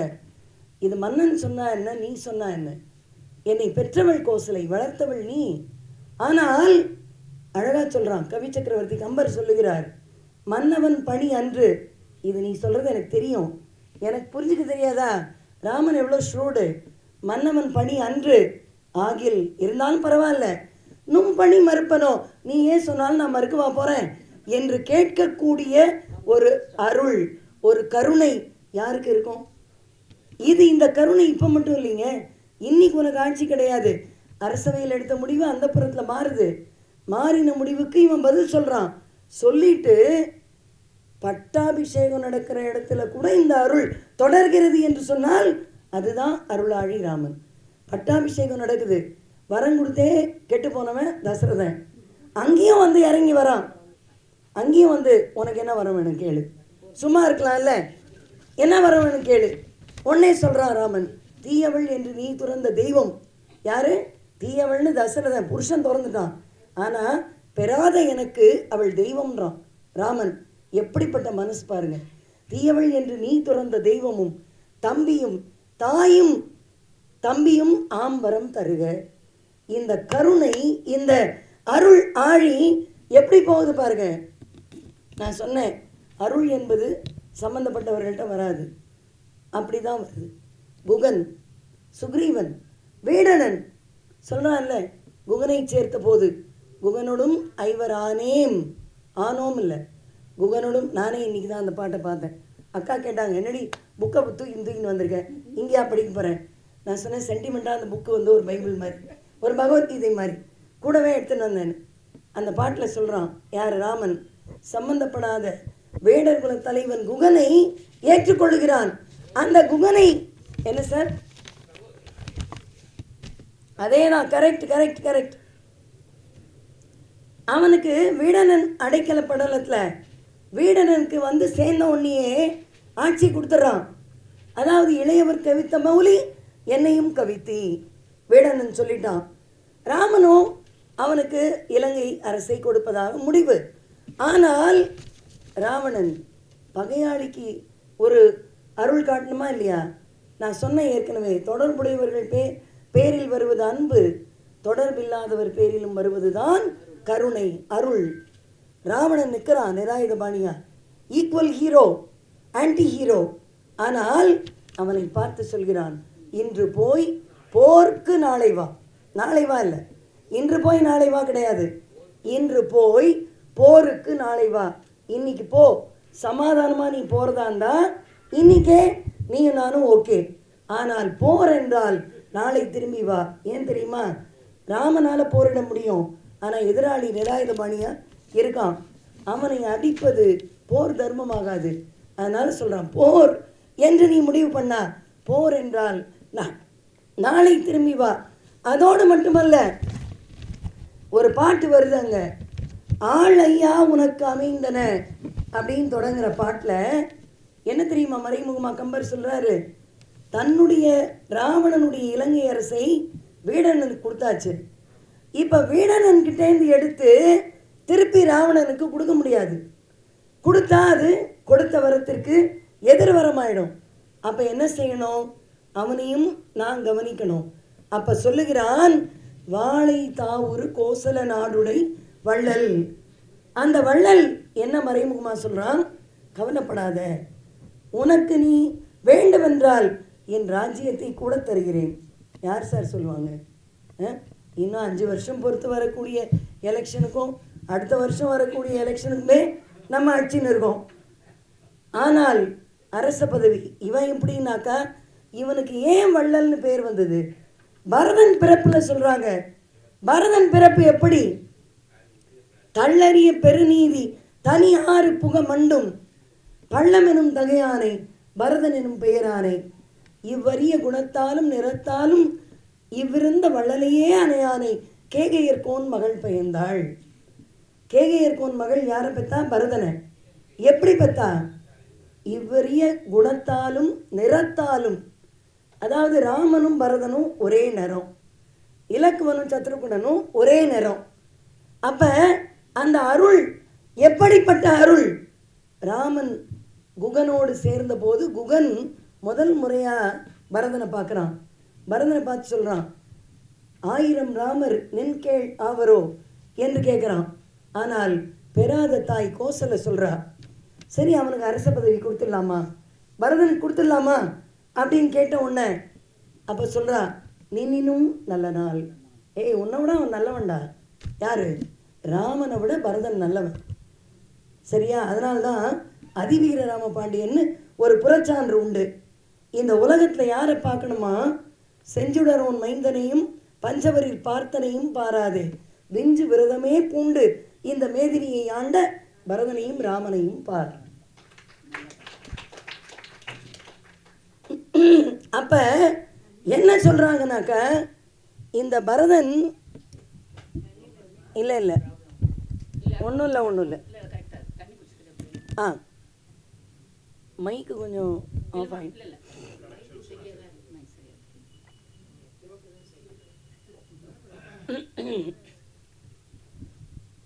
அந்த வரலையே,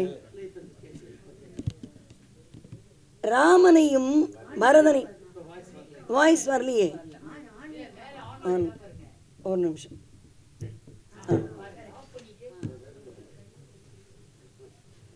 ஒரு பெண் பேசுவதற்கு அதை ஆன் பண்ணணுன்றத அக்கா சொல்கிறாங்க அங்கேருந்து. மகிழ்ச்சி. அதாவது இந்த உலகத்தில் எப்படிப்பட்டவர்கள் இருக்க வேண்டும்? பரதனையும் ராமனையும் பார். ஒருத்தன் அம்மா சொல்லி அப்பா கொடுத்த வரத்தை அம்மா சொல்லி காட்டுக்கு போயிடும். இன்னொருத்தன் அம்மா வாங்கி வச்ச அரசு பதவி, அது வேண்டாம், எனக்கு இது தேவையில்லை என்று காட்டுக்கு போய் அண்ணனோட செருப்பு வாங்கிட்டு வரணும். இங்கே உள்ளுக்குள்ளேயே இருந்து என்னென்ன பண்ணுறாங்கன்றது நமக்கு தெரியும். அதனால தான் சொன்னாங்க அந்த காலத்தில் அடி உதவுறா மாதிரி அண்ணன் தம்பி உதவ மாட்டாங்க. இது அடிக்கிறது இல்லை, பாதுகை. அடி என்றால் காலிலே போடக்கூடிய செருப்பு. பாதுகையை போல அன்றைக்கு நம்முடைய அயோத்தியை ஆண்டது பாதுகை. அண்ணன் தம்பி ராமனும் பரதனும். அந்த ராமனும் பரதனும் எப்படிப்பட்டவர்கள்? நான் சொன்ன ஏற்கனவே, இவ்விருந்த வள்ளலையே அணையானை கேகையர்போன் மகள் பயிர்ந்தாள். அப்போ ராமனுக்கு நிறமும் இருக்குது, அவனுடைய வள்ளல் தன்மை இருக்குது. ஆனால் எங்கள் கீவாஜா எழுதுவார், எப்படி தெரியுமா? ராமனுடைய வள்ளல் தன்மை அவனுடைய மேனியிலேயே தெரியுமா. என்ன மேனியில் தெரியும்? அவனுடைய நிறத்திலேயே. வனத்தில் நடந்து போகிறாங்க ராமர், சீதை, இலக்குவன். அப்போ வெயில் ராமன் மேனியில் படுது. பட்ட ஒன்றை கம்பர் பாட்டு எழுதுறாரு. வெய்யோன் ஒளி தன்மேனியின் விரிஜோதியின் மறைய பொய்யோ எனும் இளையானொடும் போனான். மையோ மரகதமோ மறிகடலோ மழை முகிலோ ஐயோ இவன் வடிவென்பதோர் அழியா அழகுடையான். ராமனுடைய மேனி எழிலை பாட வந்தவர் மேனி எழில மட்டும் பாடியிருக்கணும். ராமன் கருப்பு, பரதனும் கருப்பு. ஆனால் கருப்பாக இருக்கிறவனுக்கு என்ன உதாரணம் சொல்லலாம்? பார்க்குறாரு. என்ன உதாரணம் சொல்கிறது? வெய்யோனோண்டி தன்மேனி, அந்த 2 லைன் விட்டுருங்க. 3வது அடி மையோ. மைனா என்ன? கண்ணு கிடுற மை. மை கண்ணு கிட்டா மட்டும்தான் அழகு. இந்த சாரதாக்கா கேட்டுன்னு வந்திருக்காங்க. அப்படியே இப்படி உட்கார்ந்து என்ன ஒரு பார்வை பார்க்குறாங்க. எனக்கு உடனே அந்த என்ன பார்வை உந்தன் பார்வை அப்படின்ற பாட்டுக்கு போகுது. அப்போ மை என்பது கண்ணு கிட்டா மட்டும்தான் அழகு. ஆனால் ராமன் மேனி முழுக்க மை தான். மேனி முழுக்க கருப்பாக இருக்கிறத மைன்னு சொன்னால், மை என்பது கண்ணில் இட்டாலும் அழியக்கூடியது. ராமன் அழியாதவன். அதனால் என்ன பண்ணணும்? ராமனை மைன்னு சொல்லக்கூடாது. ஒரு வார்த்தையாக போட்டு போட்டு பார்க்குறாரு. மையோ, ஒருவேளை இவன் கருப்பு நிறம் மையாக இருக்குமோ? ஆனால் மை சில நேரங்களில் பொய்யாகும். கண்ணுக்கு மை அழகுன்னு எழுதினாங்க. ஆனால் சில நேரங்களில் அந்த கண் பொய் பேசும். ஆனால் ராமன் பொய் பேசாதவன். ராமன் அழியா அழகுடையான். சரி, மையை விட்டுடலாம். மையோ தூக்கி போட்டாச்சு. மரகதமோ மரகத பச்சை. நம்மளாம் ராசி கல்லுன்னு போட்டுக்கிறோம்ல, அதுக்குன்னு ஒருத்தன் இவ்வளோ பெரிய நாமத்தை போட்டுன்னு சொல்லுவோம். நம்ம யூடியூப்பில் வேறு பார்த்துன்னு இருப்போம். 2025 எப்படி இருக்கும்? எல்லா வருஷமும் ஒரே மாதிரி தான் இருக்கும். நம்ம உழைச்சாதான் நமக்கு சோறு, அவ்வளோதான். உனக்கு ராஜயோகம் வரும். அப்போ தான் பார்த்தா எனக்கு காலில் அடிபடுது. நிஜமாக சொல்கிறேன். இதெல்லாம் இதில் வேற சொல்லுவான் விபரீத ராஜயோகம்னா. என் பொண்ணு கேட்டா, அம்மா உன் வாழ்க்கையில் இதை பிரித்து பாரு, உனக்கு ராஜயோகம் வருதோ இல்லையோ விபரீதம் நிறைய நடந்திருக்குமான்னா. அந்த மாதிரி. அப்போ மரகதக்கல், மரகதம் என்பது பச்சை. இவன் பச்சை மேனி உடையவனா அப்படி சொல்லி பார்க்கலாமா அப்படின்னு பார்க்குறான். அப்போ கல்லுன்னு சொன்னால் ராமனுக்கு வந்து இலகின மனம், அவன் அருளின் ஆழி, கருணை கடல். அதனால் அவனை கல்லுன்னு சொல்ல முடியாது. யாரும் கேட்கறதுக்கு முன்னாலேயே தூக்கி கொடுக்குறவன், யாருமே எதுவுமே கேட்கறதுக்கு முன்னாலே. நான் சொன்னேன் இல்லையா, குகனோடும் ஐவரானே பின் குன்று சூழ்வான் மகன் யார்? சுக்ரீவன். குன்று சூழ்வான் மகனோடும் அறுவரானேன் எம்முழை அன்பின் வந்த அகன் அமர் காதல் ஐய நின்னோடும் எழுவரானேன். இதோட நிறுத்தினா பரவாயில்ல. புகழரும் கானம் தந்து யாரு? அப்பம் கொடுத்தானோ தசரதன் என்னை காட்டுக்கு அமிச்சான், அதுலேயும் ஒரு நன்மை இருக்குடான்னு ராமன். புகழரும் கானம் தந்து புதல்வரால் பொலிந்தான் எந்தைன்னு சொல்ல நுந்தைன்னா. உன்னோட தந்தை, என் தந்தையை கூட உனக்கு தந்தையாக நான் ஆக்க முடியும் என்றால் உலக சகோதரத்துவம். கணியன் பூங்கன்னார் சொன்னார்ல, யாதும் ஊரே யாவரும் கேளிர் என்ற ஒரு கருத்தை அன்றைக்கு சொன்னவன் ராமன். இப்போ நம்ம யாது உன் ஊரே யாவர் உன் கேளிர் அப்படின்னு கேட்டுட்ருக்கோம். ஆனால் மரகதம் கல் முடியாது, விட்டுட்டான். மையோ முடிஞ்சாச்சு, மரகதமோ முடிஞ்சாச்சு. மறி கடல், அலை பாய்ந்து வரக்கூடிய கடல். அலை அடுத்து அடுத்து அடுத்து அடுத்து வருதில்லை, காலை போய் நனைக்கிறோம். அப்போ அந்த மறித்து வரக்கூடிய அலையோ அந்த கடலோ என்று நினைக்கிறான். ஆனால் அந்த கடலிலே அலை வருகிறதல்லவா, இவன் அலைப்பாயும் மனதை உடையவன் அல்ல. He is a stable minded personality. அவனுக்கு அலைப்பாயும் மனம் அல்ல, அதனால் அலையும் விட்டுடலாம். அடுத்தது கடைசியாக சொல்லி பார்க்குறாரு, மையோ மரகதமோ மறி கடலோ மழை முகிலோ. கடைசியாக மழை முகில் போகிறார். மழை முகில் அப்பா கார்மேகம் தான்ப்பா, யாருக்கும் இல்லை என்றாது வழங்கும். இப்போ திருப்பாவை மாதம் ஆண்டாள் நாச்சியார் சொல்கிற மாதிரி ஓங்கி உலகளந்த, எப்படி ஓங்கி உலகளந்த உத்தமன் பேர் பாடி 3வது பாசுரம். நாங்கள் நம்மை பாவைக்கு சாற்றி நீர் ஆடினால் தீங்கின்றி நாடெல்லாம் திங்கள் மும்மாரி. மும்மாரி பெய்யணும், 3 தடவை மழை பெய்யணும். ஆனால் இப்போ மாறி மாறி பெய்யுத நல்லா மாறி. தீங்கின்றி நாடெல்லாம் திங்கள் மும்மாரி பெய்து ஓங்கு பெரும் சென்னல்லோடு கயல் உகள பூங்குவளை போதில் பொறிவண்டு கண்படுப்ப தேங்காதை புக்கிருந்து சீர்த்த முலை பற்றி வாங்க குடம் நிறைக்கும் வள்ளல் பெரும் பசுக்கள் நீங்காத செல்வம் நிறைந்தேலோர் எம்பாவாய். ஆனால் மழை முகில் என்ன? அப்போ மழை முகில் சொன்னதை செஞ்சுது. காரணம் மனுஷனாக இருந்தோம். இப்போ மனிதன் என்பவன் தெய்வமாகலான்னு வேற ஐயா சொன்னார்.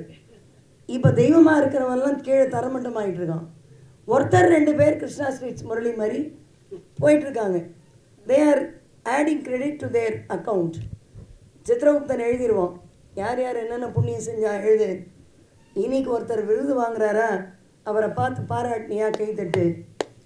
லேனா தமிழ்வாணன் சொல்வார், ஒரு நாளைக்கு 4 பேரையாவது பாராட்டுங்க, தானாக உங்களுக்கு பாராட்டு கிடைக்கும் அப்படின்னு. பாராட்டுற குணம் வளரணும். அவர் விருது வாங்குறாருன்னு பார்த்தா, ஐயோ என் கூட படித்த ராமகிருஷ்ணன் இன்னைக்கு விருது வாங்கிட்டானே அப்படின்னு நான் வைத்தறிச்சல் பட்டேன்னா சித்திரகுப்தன் மைனஸில் 1 போட்டுருவான்.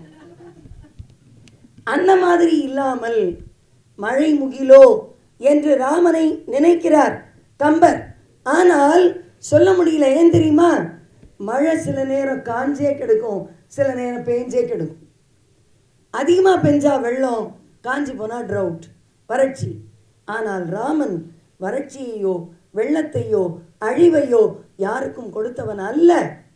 அவன் அருளின் ஆழியான்.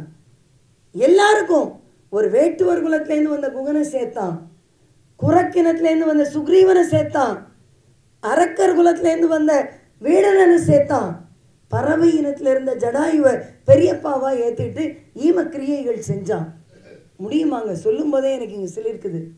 அவர் சொன்ன பாடல் அருமையான பாடல். மனம் இருந்தால் பறவை கூட்டில் மான்கள் வாழலாம்னா.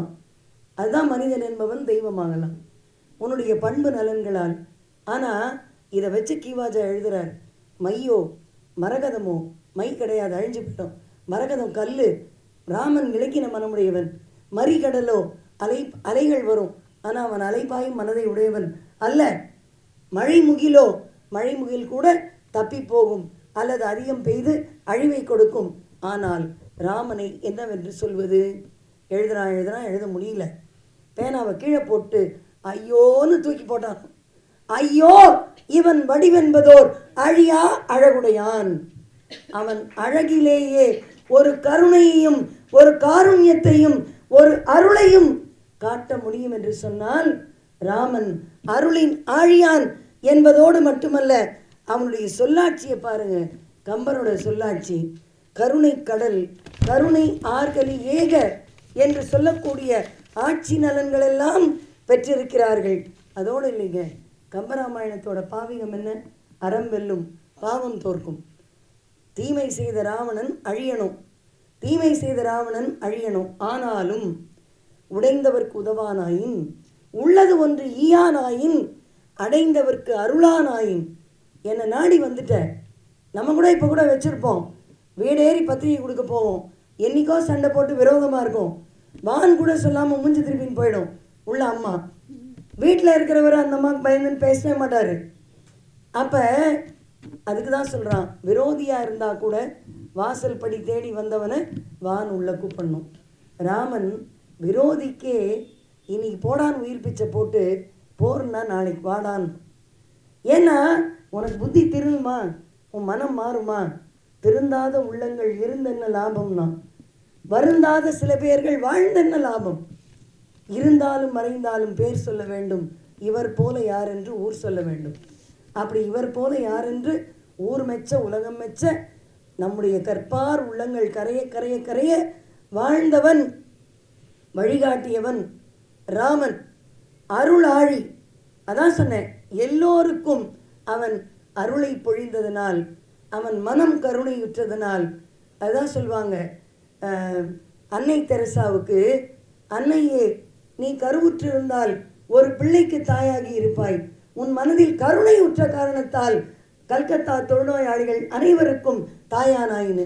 அதை போல அடுத்தவன் துயரை பார்த்து பொறாதவன், பொறாமையினால் தன்னுடைய வாழ்க்கையை அழிக்காமல் அடுத்தவனை பொறுமையாக கையாளக்கூடியவன், எது நடந்தாலும் சிதப்பிரஜ்ய நிலை என்று சொன்னாரே, அப்படிப்பட்ட ஒரு நிலையை மனதுக்குள் கொண்டவன் ராமனாக இருந்த காரணத்தினால்தான் அருள் ஆழி என்பது அருட்கடலாக அவன் பிறப்பிலிருந்து அவனுடைய பட்டாபிஷேகம் வரை தொடர்ந்து கொண்டே போய்கொண்டே இருக்கிறது. ஒவ்வொரு இடத்திலும் எல்லோரிடமும், அரக்கர் குலமாகட்டும் வேடர் குலமாகட்டும், எல்லோருக்கும் ஒருமித்த கருத்தை, ஒருமித்த அருளை ஒன்றாக கொடுத்தவன், ஒன்றாக வாழ்ந்தவன், ஒன்றி வாழ்ந்தவன். சீதையோடு மனம் ஒன்றி வாழ்ந்தவன். சீதை ராமனோடு உடல் வாழும் வாழ்க்கை அல்ல. அதனால்தான் சொன்னாங்க, நினைக்க தெரிந்த மனமே உனக்கு மறக்க தெரியாதா, பழக தெரிந்த உயிரே உனக்கு விலக தெரியாதா. உடல் பழகும் பழக்கம் அல்ல, உயிர் போய் பழகணும். அதனால்தான் சொல்கிறான் சோல்மேட். It is SOUL. சோல்மேட்டாக வாழ்ந்த ராமன் தன்னுடைய வாழ்நாளில் பிறந்தது முதல் தன்னுடைய வாழ்க்கையிலே சந்தித்த அத்தனை கட்டங்களிலும் அத்தனை பேருக்கும் எனக்கு தெரிந்து ராமனை அருளின் உச்சகட்டத்திற்கு தூக்கி கொண்டு போன செயல் எது என்றால் பகைவனுக்கு மன்னிப்பு வழங்கியது. பாரதி சொன்னான், பகைவனுக்கு அருள்வாய் நன்னெஞ்சே. எப்படி பகைவனுக்கு அருளணுமா? பாரதிலாம் கொடுமைக்காரன். வீட்டில் 4 மணி அரிசி இருந்ததுன்னா அதை தூக்கி காக்கி குருவி எங்கள் ஜாதி அப்படின்னு போட்டு வீட்டில் இருக்கவனை பட்டினி போடுவேன். அதனால தான் உலக மகாகவியானான் 39 வயசில். இப்போ முக்கி கவிதை எழுதுனா ஒருத்தனாலையும் ஒன்றும் பண்ண முடியல. என்ன சொன்னான் பாரதி? பகைவனுக்கு அருள்வாய் நன்னெஞ்சே, தின்ன வரும் புலி தன்னையும் அன்போடு சிந்தையில் போற்றிடுவாய், அன்னை பராசக்தி அவ்வூறு வாயினள் அப்படி கும்பிடுவாயினா. எதிராளியாக இருந்தாலும் அவர்களை தெய்வமாக மதி, விருந்தோம்பலை கொண்டு வா. வீட்டிற்கு வந்தவர்கள் மாத்ரு தேவோபவ, பித்ரு தேவோபவ, அதிதி தேவோபவ, ஆச்சாரிய தேவோபவ 3, அதிதி தேவோபவ. வந்தவர்களை வரவேற்கக்கூடிய முகமன் உங்களுக்கு இருக்க வேண்டும். ராமன் என்பவன் அலைகடலுக்கு அப்பால், கலங்குகின்ற மனங்களுக்கெல்லாம் அப்பால், தொலைந்து போன நிம்மதிக்கெல்லாம் அப்பால், இழந்து போன உறவுகளுக்கெல்லாம் அப்பால் எல்லாரையும் இணைத்து அன்பால், உறவால், பாசத்தால், கருணையால், தன்னுடைய அறத்தால், அருளால் கட்டி போட்டு அதை அவனை பற்றி எழுதிய கம்பனையும் கட்டி போட்டவன் என்ற காரணத்தால் அருளாழி ராமனை பற்றி சில விஷயங்களை சிந்திப்பதற்கு எனக்கு வாய்ப்பளித்த சென்னை கம்பன் கழகத்திற்கும், அன்னை போல் எங்களை ஆதரிக்கும் சென்னை கம்பன் கழகத்திற்கும், கிருஷ்ணா ஸ்வீட்ஸ் முரளி ஐயா அவர்களுக்கும் குழுமியிருந்து இத்துணை நேரம் அன்போடும், அன்பு இல்லை உங்களுக்கு எனக்கு சம்மந்தம் இல்லை, அருளோடு என் உரையை கேட்ட உங்கள் அனைவருக்கும் இறைவனின் அருள் கிடைக்கட்டும் என்று சொல்லி நல்ல வாய்ப்புக்கு நன்றி கூறி அமைகிறேன். வணக்கம். அருளின் ஆழியானை குறித்த நேரத்தில் மிகச்சிறப்பாக உரை செய்து நிறைவு செய்த பிரேமா அவர்களுக்கு இப்போது செயலாளர் அவர்கள்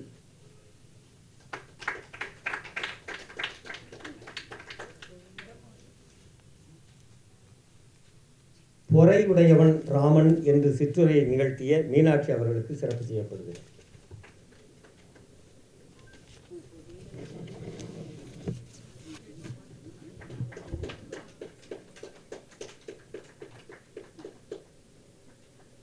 இளைய தலைமுறை இதில் பங்கு கொள்ள வேண்டும் என்பது கிருஷ்ணா ஸ்வீட்ஸ் முரளி அவர்களினுடைய இன்றியமையாத ஒரு வேட்கையாக இருந்தது.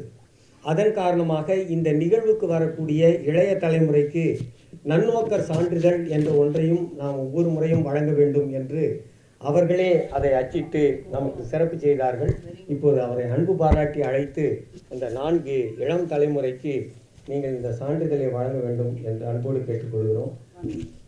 முதலில் ஜெய் சக்தி அம்பேத்கர் கலை அறிவியல் கல்லூரி,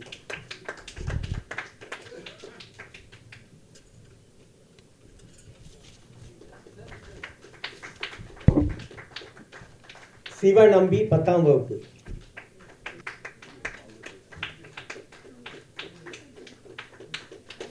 மாலினி இளநிலை 2ஆம் ஆண்டு. இப்போ ராகேஷ் அவர் சார்ட்டர்ட் அக்கௌண்டன்ட் படிக்கிறார். ஆனால் கோயம்புத்தூர் கம்பன் கழகத்தில் பரிசு வாங்கினவர் தொடர்ந்து சென்னை கம்பன் கழகத்திலும் தொடர்ந்து வந்து கொண்டிருக்கிறார். 12 திங்களும் வந்து சிறப்பு செய்தவர்.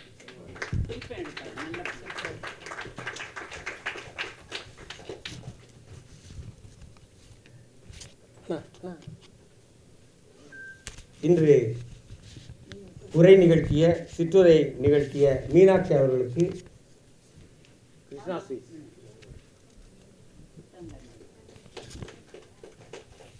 பேருரை நிகழ்த்திய பிரேமா அவர்களுக்கு,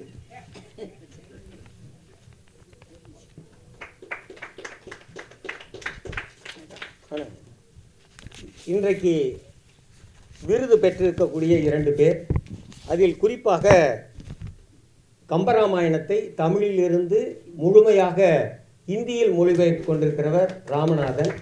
ஏன்னா இன்றைக்கி அண்ணாவை நான் கூப்பிடும்போதே அது சொல்லி தான் பூர்ணிமாகிட்ட சொன்னேன், இன்றைக்கி அவர் வருகிறார், அதுக்காக அண்ணா வந்தாருன்னா நல்லா இருக்கும் அப்படின்னு சொல்லி. ஆகவே அவர்கள் கையிலாகவே அவருக்கு சிறப்பு செய்ய வேண்டும் என்று அன்போடு கேட்டுக்கொள்கிறேன். திருப்பூர் கம்பன் கழகத்தின் செயலாளர் ராமகிருஷ்ணன்.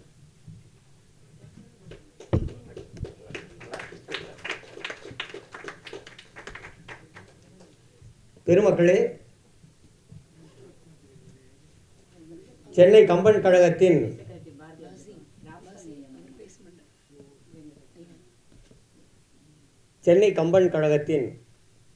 அதாவது 74 தொடங்கியது சென்னை கம்பன் கழகம். 75வது ஆண்டிலிருந்தே திங்கள்தோறும் என்கிற நிகழ்ச்சி சங்க இலக்கியங்களை கற்றுக் கொடுப்பதிலிருந்து தொடங்கியது.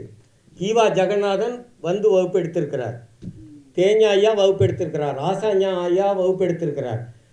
இவர்களையெல்லாம் மாணவ பருவத்தில் இருக்கும்போது அழைத்து வருவதற்கு என்னையும் அனுப்பியிருக்கிறார்கள். ஆகவே கீவா ஜெகநாதன் போன்ற பெருமக்களினுடைய அடியொற்றி, அதாவது இது தொடர்ந்து நிகழ்ந்து கொண்டிருக்கக்கூடியது. கடந்த 10 ஆண்டுகளுக்கு மேலாக சென்னை கம்பன் கழகத்தின் துணை செயலாளராக இருந்து கொண்டு திங்கள்தோறும் நடக்கக்கூடிய நிகழ்ச்சிகள் தொடர்ந்து நிகழ வேண்டும் என்ற நோக்கத்திற்காக கிருஷ்ணா ஸ்வீட்ஸ் முரளி அவர்கள் பாரதிய வித்யா பவனில் தொடர்ந்து, அது நம்முடைய வெங்கடாச்சலம் அவர்கள் வந்திருக்கிறார்கள், பக்கத்தில் இசைக்கவி ரமணன் அமர்ந்திருக்கிறார்கள். என இசைக்கவி ரமணனுக்கு சிற்றரங்கமெல்லாம் ஒத்து வர்றது. சீனிவாசன் ஐயா, பேராசிரியர் சீனிவாசன் ஐயா வகுப்பெடுத்திருக்கிறார்கள். இது வெறும் கம்பராமாயணம் மட்டும் அல்ல, சங்க இலக்கியங்கள் முழுவதையும் வகுப்பெடுத்தார்கள். பிறகு கம்பனுடைய ஒவ்வொரு படலமாகவும் தொடர்ந்து நடந்தது. பிறகு கம்பனுடைய தனி ஆராய்ச்சி நடந்தது. பிறகுதான் அது மெய்யப்ப செட்டியாரனுடைய பிறந்த நாளில் ஏவிஎம் அறக்கட்டளை சொற்பொழிவாக அது மாற்றம் பெற்றது. இது தடைபடாமல் நிகழ்வதற்காகத்தான் கிருஷ்ணா ஸ்வீட்ஸ் முரளி அவர்கள் இந்த பங்களிப்பை செய்து கொண்டிருக்கிறார்கள். இந்த மிக விரைவில் பிப்ரவரி மாதத்தில் தமிழ் முழக்கம் என்ற ஒரு மிகச்சிறந்த சிறப்பான ஒவ்வொரு நாளும் ஒவ்வொரு இலக்கியத்தை காலையிலிருந்து மாலை வரையிலும் நிகழ்த்துவதற்காக திட்டமிட்டு கொண்டிருக்கிறார்கள். அந்த நிகழ்ச்சி நிகழ இருக்கிறது. ஒரு நாள் முழுவதும் திருக்குறள், ஒரு நாள் முழுவதும் இளங்கோடிகள் சிலப்பதிகாரம், ஒரு நாள் முழுவதும் பெரிய புராணம், ஒரு நாள் முழுவதும் சிலப்பதிகாரம் என்று ஒவ்வொரு நாளும் ஒவ்வொரு நிகழ்ச்சி என்று முழு நாள் நிகழ்ச்சியை திட்டமிட்டிருக்கிறார்கள். வருகை வந்து அதை சிறப்பிக்கக்கூடிய நோக்கர்கள் சுவைஞர்கள் வரும்போது அந்த நிகழ்ச்சிக்கு பெரும் சிறப்பு கிடைக்கும். அதே போல் ஸ்ரீ கிருஷ்ணா ஸ்வீட்ஸினுடைய மிக இன்றியமையாத கோட்பாடு குறிக்கோள் என்னென்றால் நாளும் நல்லது செய்வோம் என்பதுதான்.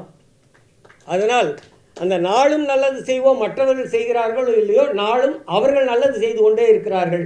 ஏறக்குறைய 2 லட்சத்திற்கு மேற்பட்ட நிகழ்ச்சிகள் ஸ்ரீராம் நம்ம கிருஷ்ணா ஸ்வீட்ஸ் முரளி அவர்கள் தொடர்ந்து செய்து கொண்டிருக்கிறார்கள். இலக்கியம் மட்டுமல்ல, ஆன்மீகம், சமூக பணி, யாராவது மற்றதெல்லாம் இருக்கட்டும், ஆனால் வாழ்கிற காலத்தில் தன் தாயை தந்தையை போற்றுகிற சிறப்பை செய்து கொண்டிருக்கிற நிகழ்ச்சியை வேறு எந்த அமைப்பும் செய்ததே கிடையாது.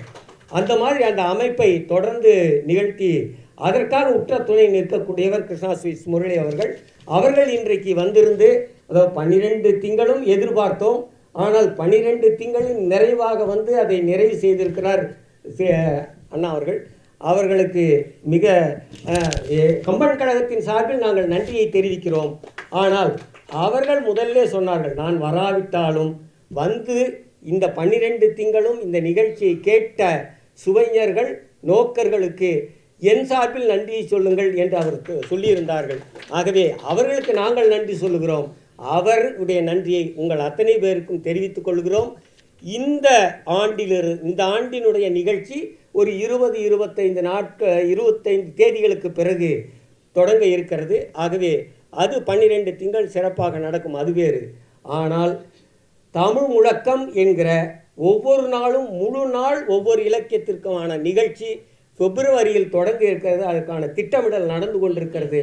அதற்கு இன்னும் முடிவு பண்ணல, அந்த திட்டம் இருந்து கொண்டிருக்கிறது. ஆகவே இதுவரையிலும் வந்திருந்து இந்த 12 திங்களும் சிறப்பு சேர்த்தவர்கள், இன்றைக்கு இந்த நிகழ்ச்சிக்கு வந்திருந்து சிறப்பு சேர்த்த உங்கள் அத்தனை பேருக்கும், விருதாளர்கள் வந்து இந்த 12 விருதுகளும் அண்ணா அவர்கள் சொன்னார்கள், இதுவரை சென்னை சுற்றி கொடுத்துட்டு கொண்டிருக்கிறீர்கள், அப்படி இல்லாமல் வெளியூரிலிருந்தும் கூப்பிட்டு அவர்களுக்கு சிறப்பு செய்யுங்கள் என்றார்கள். அதன் காரணமாகத்தான் திருப்பூர், சேலம் எல்லாம் இன்றைக்கு விருது பெற வந்திருக்கிறார்கள். அவர்களுக்கும் அண்ணா சார்பிலாகவும் சென்னை கம்பன் கழகத்தின் சார்பிலும் நன்றி தெரிவித்துக் கொள்கிறோம். 12 திங்களும் வரவில்லையானாலும் நம்ம பாரதிய வித்யா பவனையே தன்னுடைய வாழ்க்கையை செலவழித்து, அதாவது வாழ்க்கையை சிறப்பித்து கொண்டிருக்க, பாரதிய வித்யா பவனையும் சிறப்பித்து கொண்டிருக்கிற இசைக்கவி ரமணன் அவர்களுக்கு எங்கள் மனமார்ந்த நன்றி தெரியும். ஏன்னா நம்ம சிற்றரங்கத்தில் நடத்துகிறோம், வர்றதே 150 பேர், 200 பேர், 100 பேர் அப்படி. ஆனால் பேரரங்கத்தில் நடத்தினாலும் கூட அரங்கம் நிகழ்வாக நடப்பதற்கான அந்த திட்டமிடலோடு கண்ணதாசனை தொடர்ந்து பாரதியை இப்போது சிறப்பித்து கொண்டிருக்கிறார்கள். அவர்கள் வந்திருந்து சிறப்பு சேர்த்தமைக்காக எங்களுடைய நன்றி. அடுத்ததாக டெல்லியிலிருந்து சீனிவாசன் அவர் டெல்லியில் இருந்தார்கள். ஆனால் இந்த அழைப்பு அனுப்பினால் ஒவ்வொரு முறையும் வாழ்த்து சொல்வார்கள். இன்றைக்கு நான் வருகிறேன் என்று வந்திருக்கிறார்கள். அவர்களுக்கும் வந்திருக்கக்கூடிய பெரியவர்கள் அத்தனை பேருக்கும் எங்கள் கம்பன் கழகத்தின் சார்பாகவும் பாரதி வித்யா பவன் சார்பாகவும் கிருஷ்ணா ஸ்வீட் சார்பாகவும் நன்றியை தெரிவித்துக் கொண்டு நிறைவு செய்கிறேன். வணக்கம். அனைவருக்கும் தமிழ் திருநாள் பொங்கல் திருநாள் வாழ்த்துக்களை கம்பன் கழகத்தின் சார்பிலும் என் சார்பிலும் தெரிவித்துக் கொள்வதில் மகிழ்ச்சி அடைகிறேன். நன்றி, வணக்கம். Even before the phrase corporate social responsibility gained significance, it was textured into the group's value systems. And today, this phrase has been redefined by Mr. Murali as citizen social responsibility. Chennai 365, an effort by SKS in association with social, sports and cultural bodies to do good to a vibrant Chennai. To Sri Krishna Sweets, it's no mere rule. It's not just an act. It's every citizen's social responsibility. After all, we make a living by what we get, but we make a life by what we give. And in the process, create a world where life's best bonds are built with love and care. And in time, they will become our strongest bond.